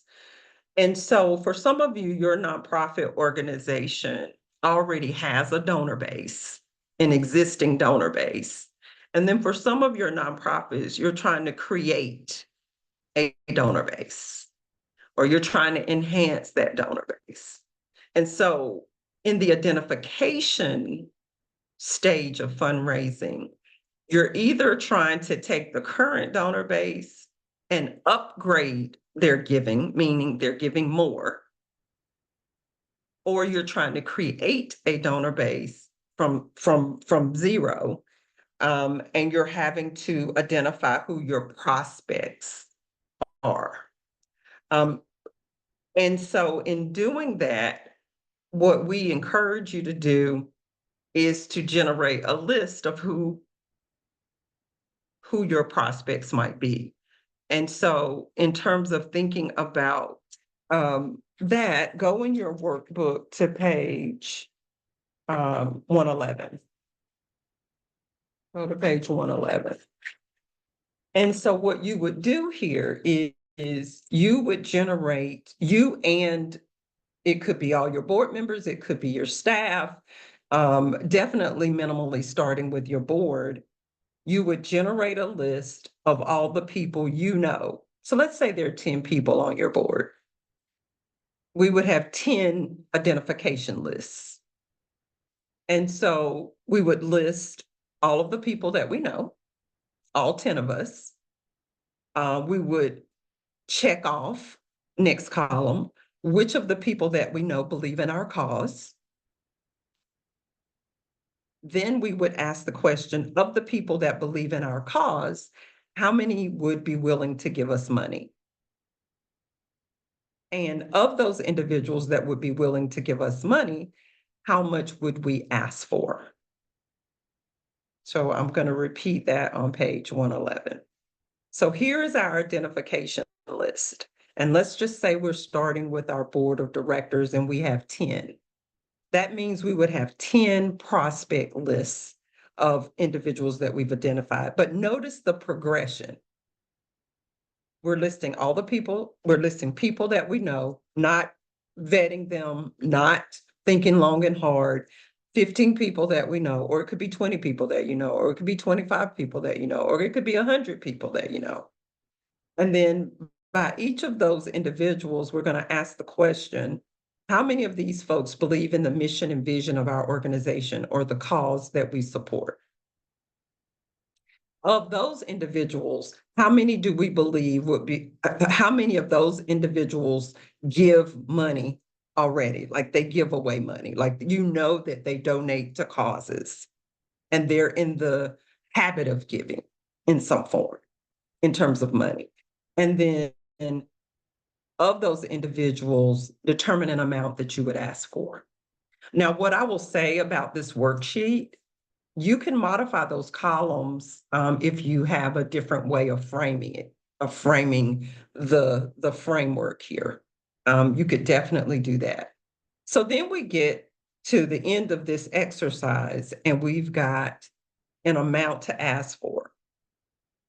And we've got the names of the individuals. Remember, there are 10 board members, right? So there would be 10 of these sheets. And we would be able to identify, bring all of those together and identify all the people that we all 10 of us know and how much we would ask them for money. And then on page 112, we have a place for you to do master prospect list. So then we could move all of those names over to one big collective list. And we would determine who's going to go and ask. So who's going to solicit the gift or who's going to solicit the donation? Everybody with me? Team, take me to gallery because I want to see everybody. I want to make sure everybody's with me. All right, everybody with me? So you've got your identification list and you've got your prospect list. Everybody good? We all got it? So now the question becomes, how are we going to, we've decided who's going to make the ask. And a lot of times that's very, very key. Like who's actually going to go and ask for the $1 million for that one person that was on the list? Who's going to actually go? And think about this. It may or may not be any one of the 10 of us. It may be someone outside of the 10 of us. So we want to think about that, or it may very well be the 10 of us. Here's another thought. I may have generated the name, but I may not necessarily be the one to make the ask. It might be someone else who's a better match to go and make the ask of that person. And so we have to then think about, how are we going to go about moving from prospect to a new donor? Or from a current donor who's already given to upgrade them to another level of giving. One thing we do know is that people give to people. People give to people. Some people want recognition when they give, some people maybe not so much. But we want to definitely know who our folks are that are giving to us, or that we're going to make the ask. We have to be prepared to tell those individuals what we need and what we want. And so in terms of this cultivation, thinking about it in that way. Team, if we could go to slide 25. I want to point out a couple of things here.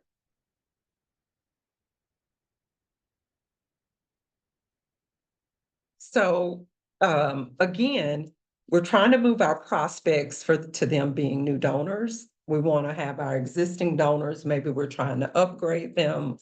And then all of those names that we were able to put on that master list, we're going to incorporate those in some type of a electronic file or storage. We refer to that as being a donor base or a database of donors. So we want to include that information. And what we do in the database is we create a profile for each of those either prospects or existing donors. We want to make sure we have a profile maintained in that platform.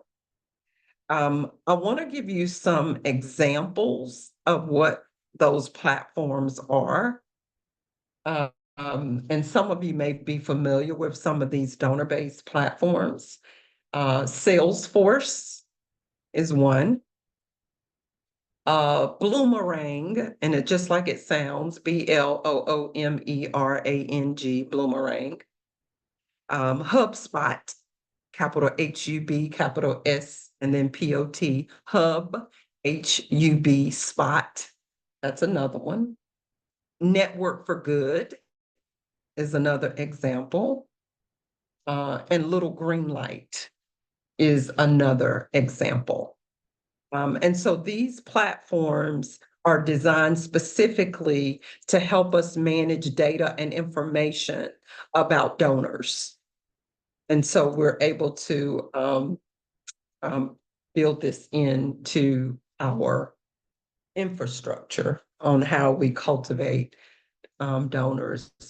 We want to learn as much about these prospects and or our existing donors. We want to learn as much about them as possible so we know how to communicate with them. We have some donors who are still receiving snail mail and they don't use email, for example, or they don't text, or they don't necessarily utilize some of the digital and electronic resources that we have. So it's important for us to that donor base or that database helps us to be able to manage that information. In your workbook on page 114 and 115, we have resources to align with cultivation. There's what we call the Donor Bill of Rights. This is a resource that a lot of our fundraising professionals use.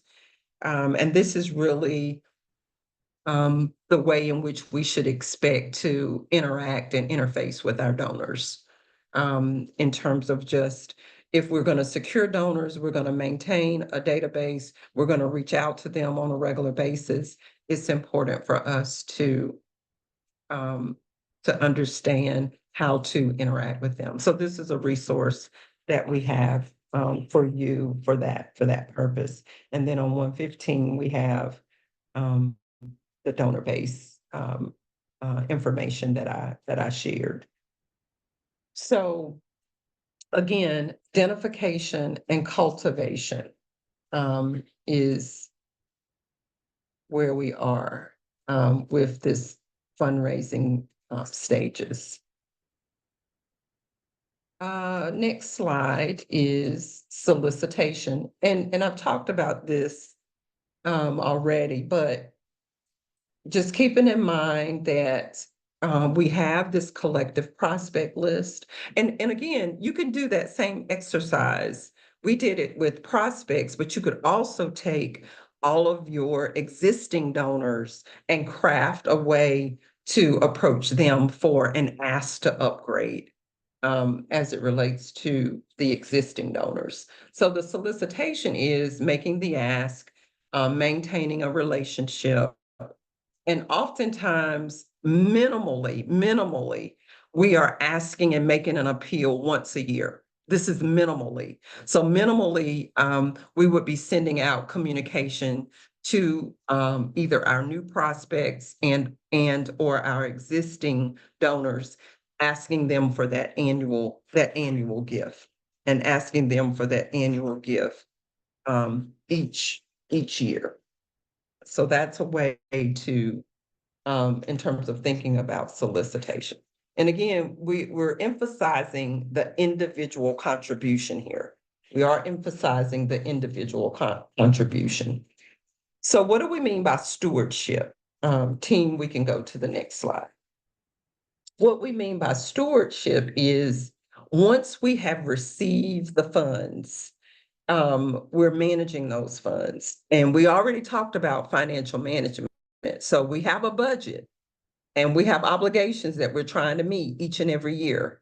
And so we are, in some cases, recognizing our donors. We talked about an annual report. Sometimes donor recognition is in that annual report. And that's something for us to think about as well. Some donors choose to be anonymous and they choose not to want to be acknowledged or recognized. So that's something to think about as well. Some appreciate that, and some just prefer not to not have to, or to not be acknowledged or recognized. So that's important to think about. In your notebook, in your workbook on page 117, we've got some examples of thank you and appreciation. We've got some examples of thank yous and appreciation.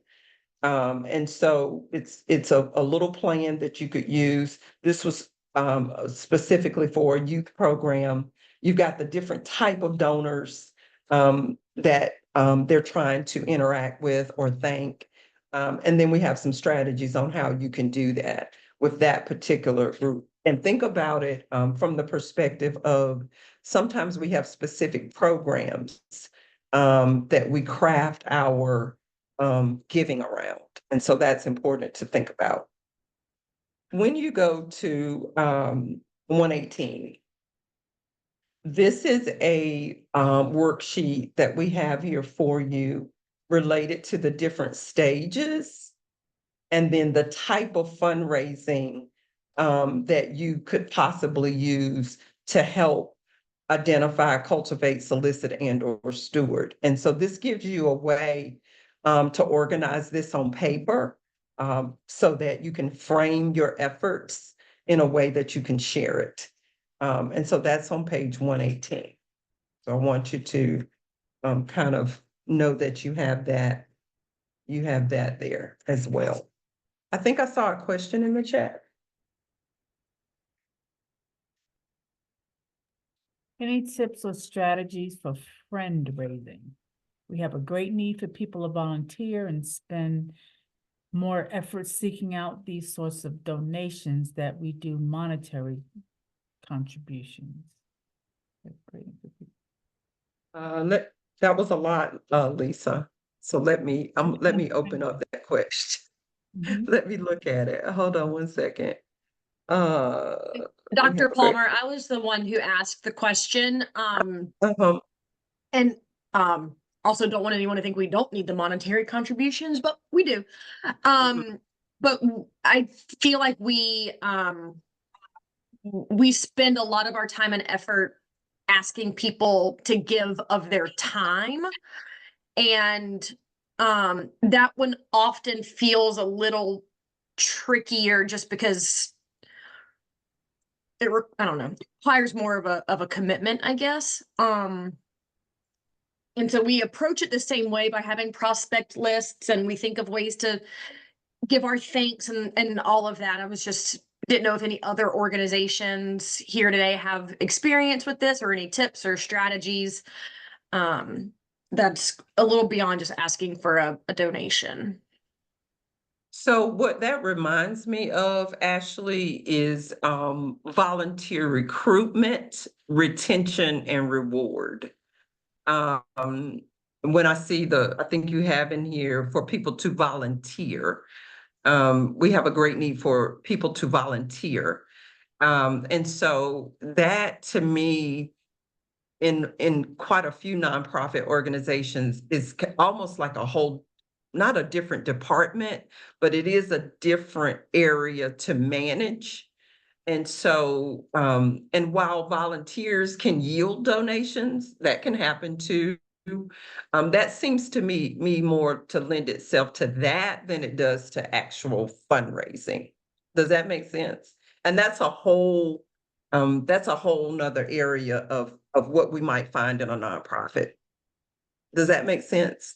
I mean, there's lots of resources on volunteer recruitment and management and retention and so on. Okay, thank you. Yes, yes. And and that comes, it depends on your nonprofit too. That comes in different shapes and sizes as well, in terms of that. I don't think I missed any other, I don't think I missed any other questions, here.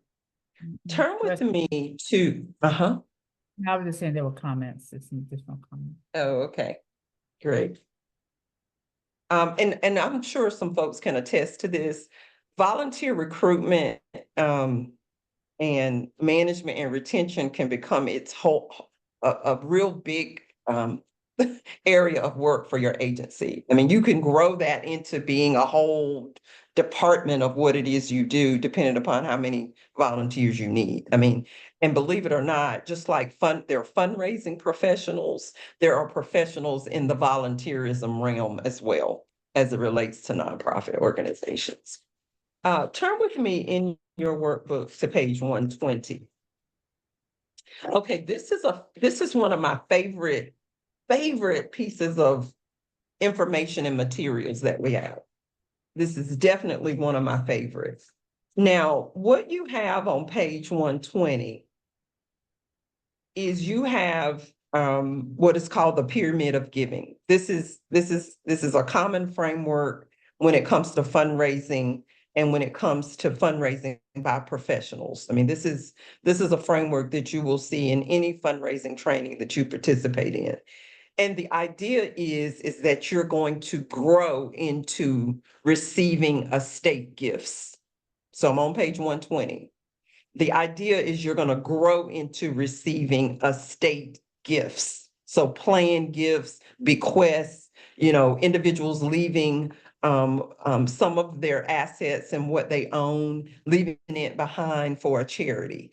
So the idea is you grow into that. And the way you grow into that is as your prospect, I move from being a first-time donor to being a habitual donor to being a thoughtful donor. I'll repeat that. The idea, when you look at page 120, here's the theory. The theoretical framing of this is we grow into receiving estate gifts or planned gifts. And we do that by as your prospect, becoming a habitual donor, then a thoughtful donor, and moving up the pyramid. The other way of thinking about the imagery here is very similar to hierarchy of needs, right? On the base level, we try to have a very strong annual giving apparatus or program. And so that annual giving is, we have a donor base, we're doing a personal solicitation for their gift. It could be direct mail, it could be a special event, but minimally every single year, we're making an appeal for an individual donation from that donor base and or from those new prospects. And then over time, we grow that it is consistent and it yields us contributions. And once we stabilize that, then we can go into asking for major gifts. Corporations, foundations, capital campaigns. And again, we're looking at cash contributions here. It's not to say we don't need grants, we do, but we're looking at assets, unrestricted resources or assets that we can acquire. And then, of course, we get to when Pamela Palmer moves from your prospect and giving that initial gift to being a habitual donor, to being a thoughtful donor. In my absence, I leave something of value that you can benefit from. So that's the idea in terms of what it is that you do. And so here's why this is my favorite piece of information. Here's why this is my favorite. When you look at page 121 and 122, we give an explanation of the pyramid. So we give the explanation of each part of the pyramid. The other part about using this theoretical frame to guide how you fundraise is, and I've said this before, it does take time for you to get that momentum and for you to start to see a return on what it is that you are doing and the strategies that you're implementing. So that's real important to remember. Real important to remember. Go back to page 119. I want you to fill in this description for me. All right. And I want you to fill this in. So I just talked us through the giving pyramid. So here's the pop quiz. How many giving programs did I share? You can put this in the chat too if you like, but you can also put it on your sheet.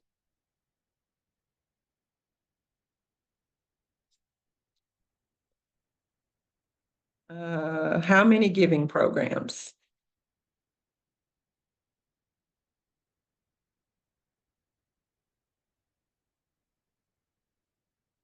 And then the next thing to fill in is, what are the giving programs? A bunch. What are the giving programs? What are the giving programs? What are the giving programs? All right, so how many giving programs are there? There are 3. What are the giving programs? Annual, major, estate. Those are the 3 types. Now, here's an analytical question. Under donor type, I want you to put I want you to put impulse first, then habitual, then thoughtful. So this is an analytical question. Impulse first, habitual, and then thoughtful. And we have 3 giving programs. I want you to match the giving program that you think best aligns with the donor type. So the impulse donor, I've given the first time. This is my first time. You called me up, you sent me an email, you mailed me a letter, you asked me to give a donation. What giving program is that? And you can put it in the chat or you can unmute, whatever you decide.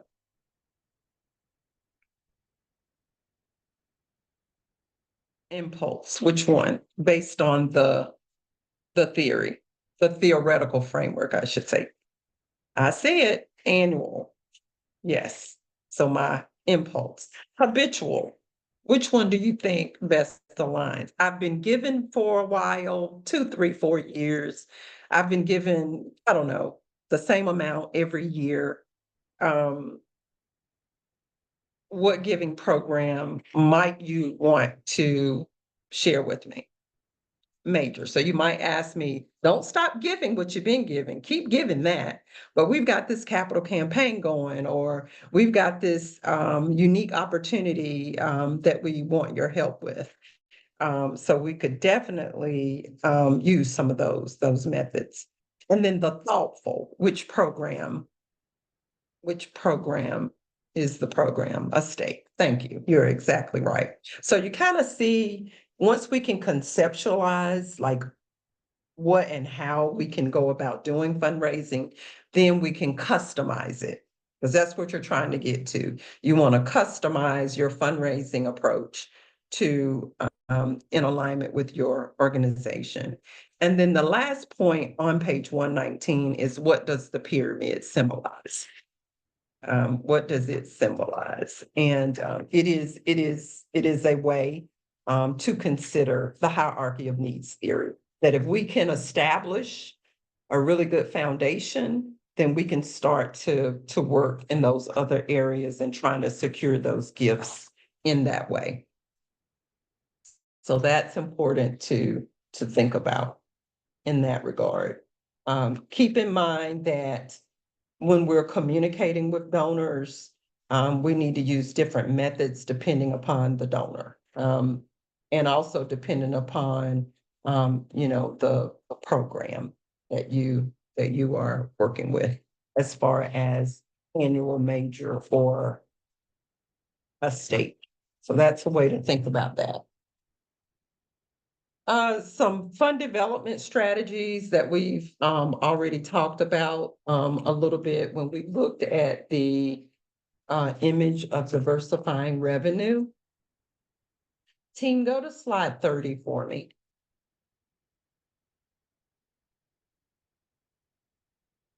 So some fund development strategies. So, and I would like to think of grant writing as being different than fundraising, because fundraising in my mind is getting those unrestricted dollars, and it is bringing individual contributions in the door and trying to shore those up. In the example that we use, that organization, I think they were at 16% of the dollars coming in was coming from individual. 60% of the dollars coming in was coming from grants, different types. And so we would, in that picture, we would want to enhance that individual giving. Earn revenue, maybe there's a way that we can put something out there to sell a product or service or resource. Some of your nonprofits have event space that you can rent, or you have some of the resource that you can offer up for a fee, and you might be able to earn some revenue. And then there is the concept of social entrepreneurship. There are entrepreneurs out there whose businesses or corporations were created or established with the intent that they were going to address some social issue, or there was some cause they were going to support. Always reminded of Ben and Jerry, because that organization is set up that way. Tom's Shoes is set up that way. So there may be some local businesses who they may not necessarily be Fortune 500 corporations, but they may very well be a business or entrepreneur who is concerned about their community. They want to make an impact in their community, and they'll partner with us in order for us to yield some dollars from the work that they do or the products or services that they sell. And so social entrepreneurs, oftentimes their primary goal is to make lasting social change. And they want to make lasting social change by the way in which they provide a service or offer a product to their customers. And so doing a little bit of research in your community, you may be able to identify some local businesses that definitely can work in that way. The last thing I have to add to fundraising is the human resources to get all this done. And if we can go to the next slide. The resources to get all of this done. Oh my gosh, who's going to do all of what we just talked about? Who's going to create and customize our annual giving, our estate giving, and our major giving? Who's gonna do that? Are we gonna have paid staff? Are we gonna have volunteers? Our board of directors should definitely be involved in this. Are we fortunate enough to have the resources for consultants? How are we actually gonna go about doing this work?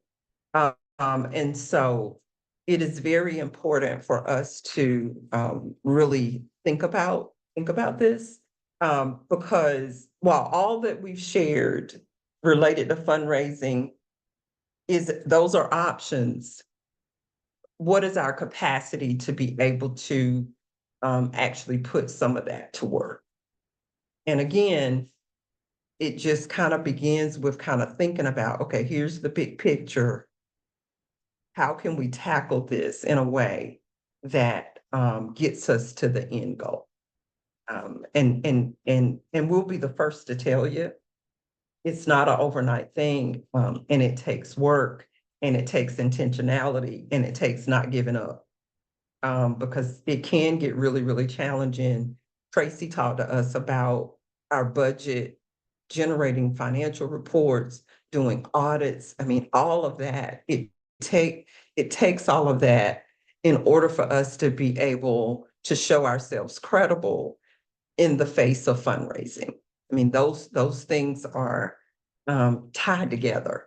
And it's important for us to think about it that way and to manage financial management and fundraising that way. And so we could go back to the gallery. Woo. How y'all feeling? How you doing? I want to hear some voices this time.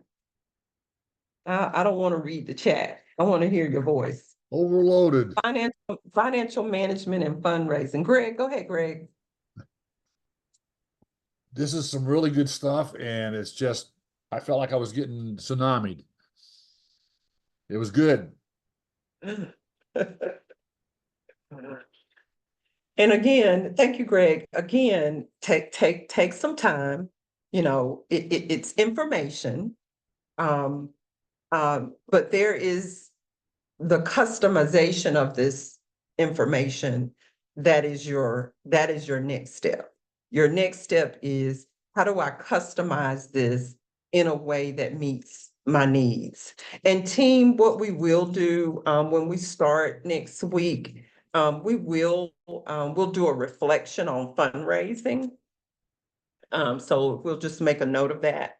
We'll do a little bit of a reflection and kind of start off with fundraising as well. But again, there is not one topic in this institute that we could not work with you for multiple days on.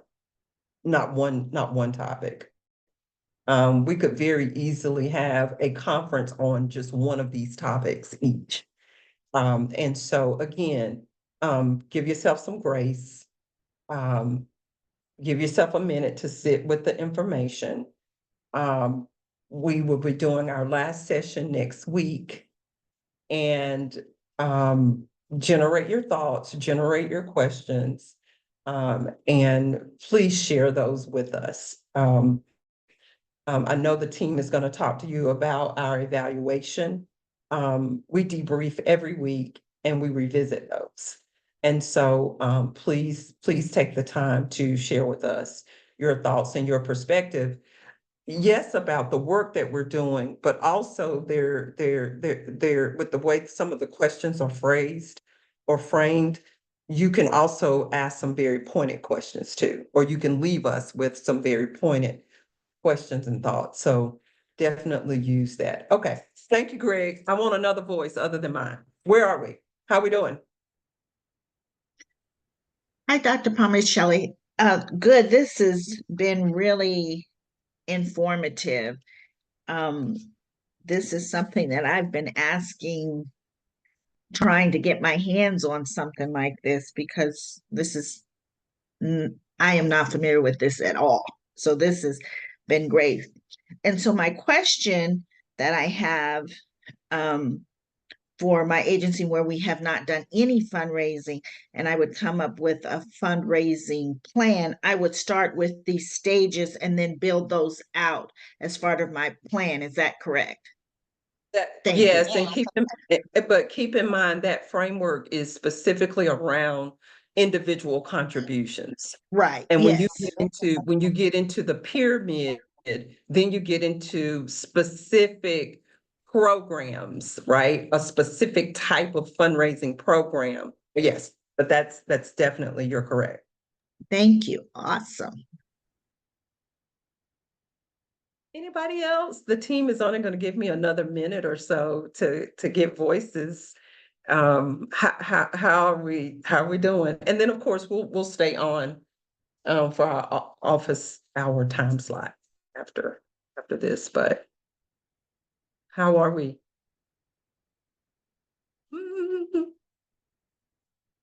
All right.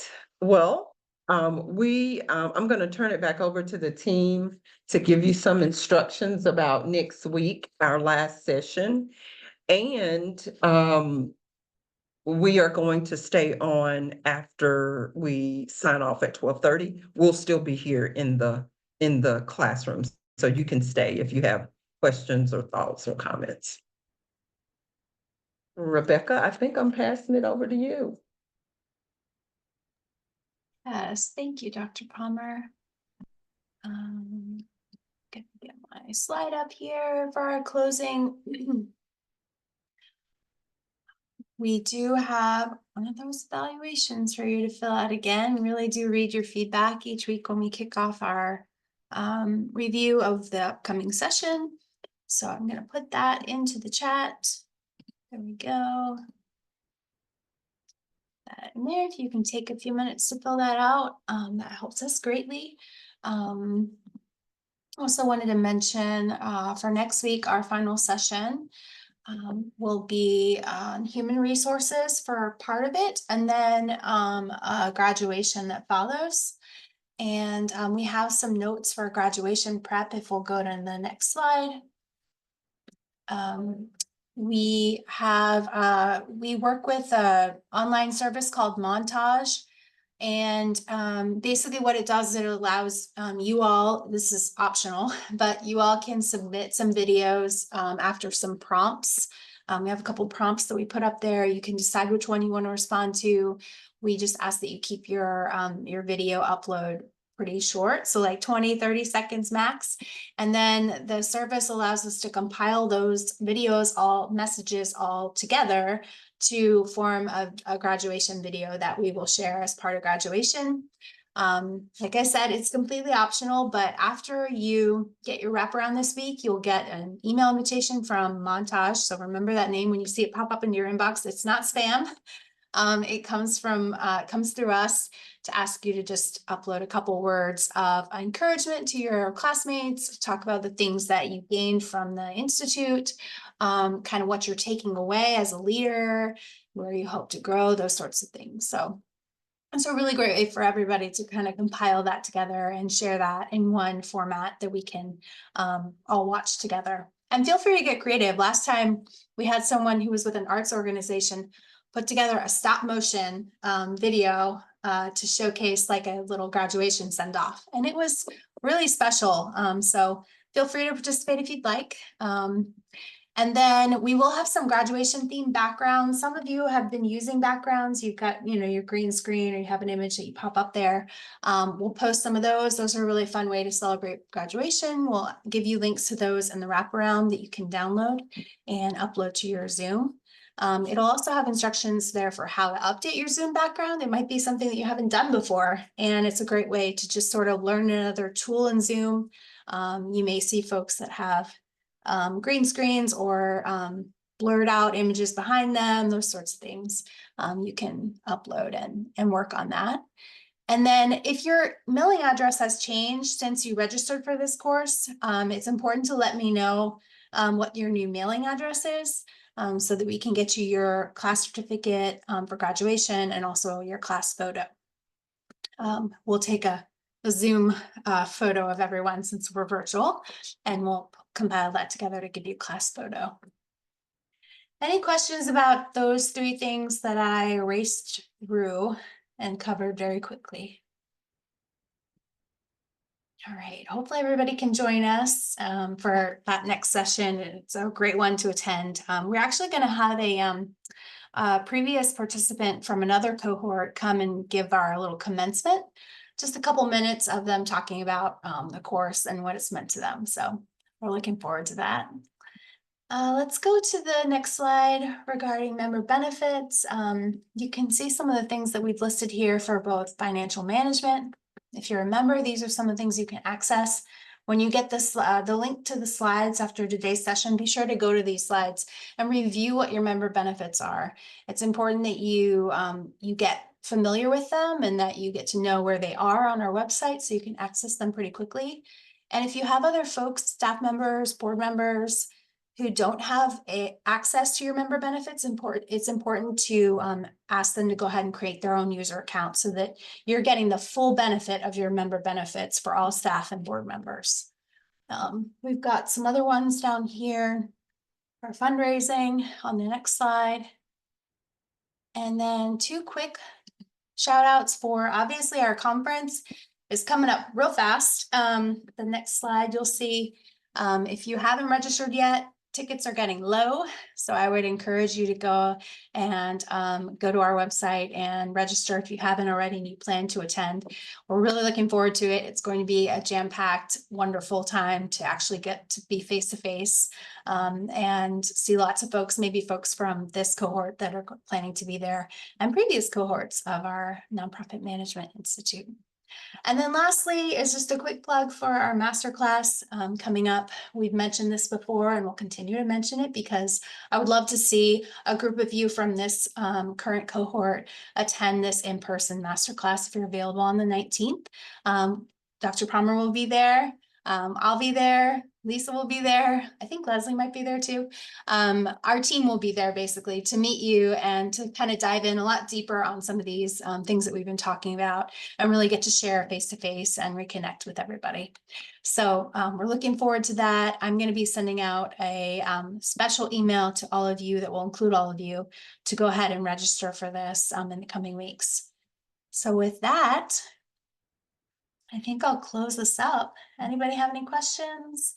If you do have questions pertaining to the topics, feel free to stay on and we'll keep office hours for a little bit. I unfortunately cannot make it to the last class next week. It overlaps with a mandatory training session for our match with Giving Tuesday. Okay. Is there anything I can do to make sure that I'm like listed as graduating without being on the call? Yeah, Danielle, actually, I had a question for you. What organization are you with? Is it Danielle? Yes, it's City View News Fund. Oh, okay. Let me check that out. Let me see where we are at. My phone or my laptop doesn't have audio, so I keep calling in for like the breakout sessions and right now, but I should be, I'm in here twice. Got it. Yeah, Yeah. I'm looking at, I see you now. Got it. Okay. Got it. Yeah, you're good. You have attendance at all the other sessions. So we do require to graduate, we require that you miss no more than 2 sessions. So you're good, Danielle. Okay, thank We you. will miss you though. Please I'll miss y'all too. stay tuned for the recording and so you can catch up on that content. There is an expectation that if you miss a session that you do review what was covered. So okay, sounds good. Thank you. Thanks.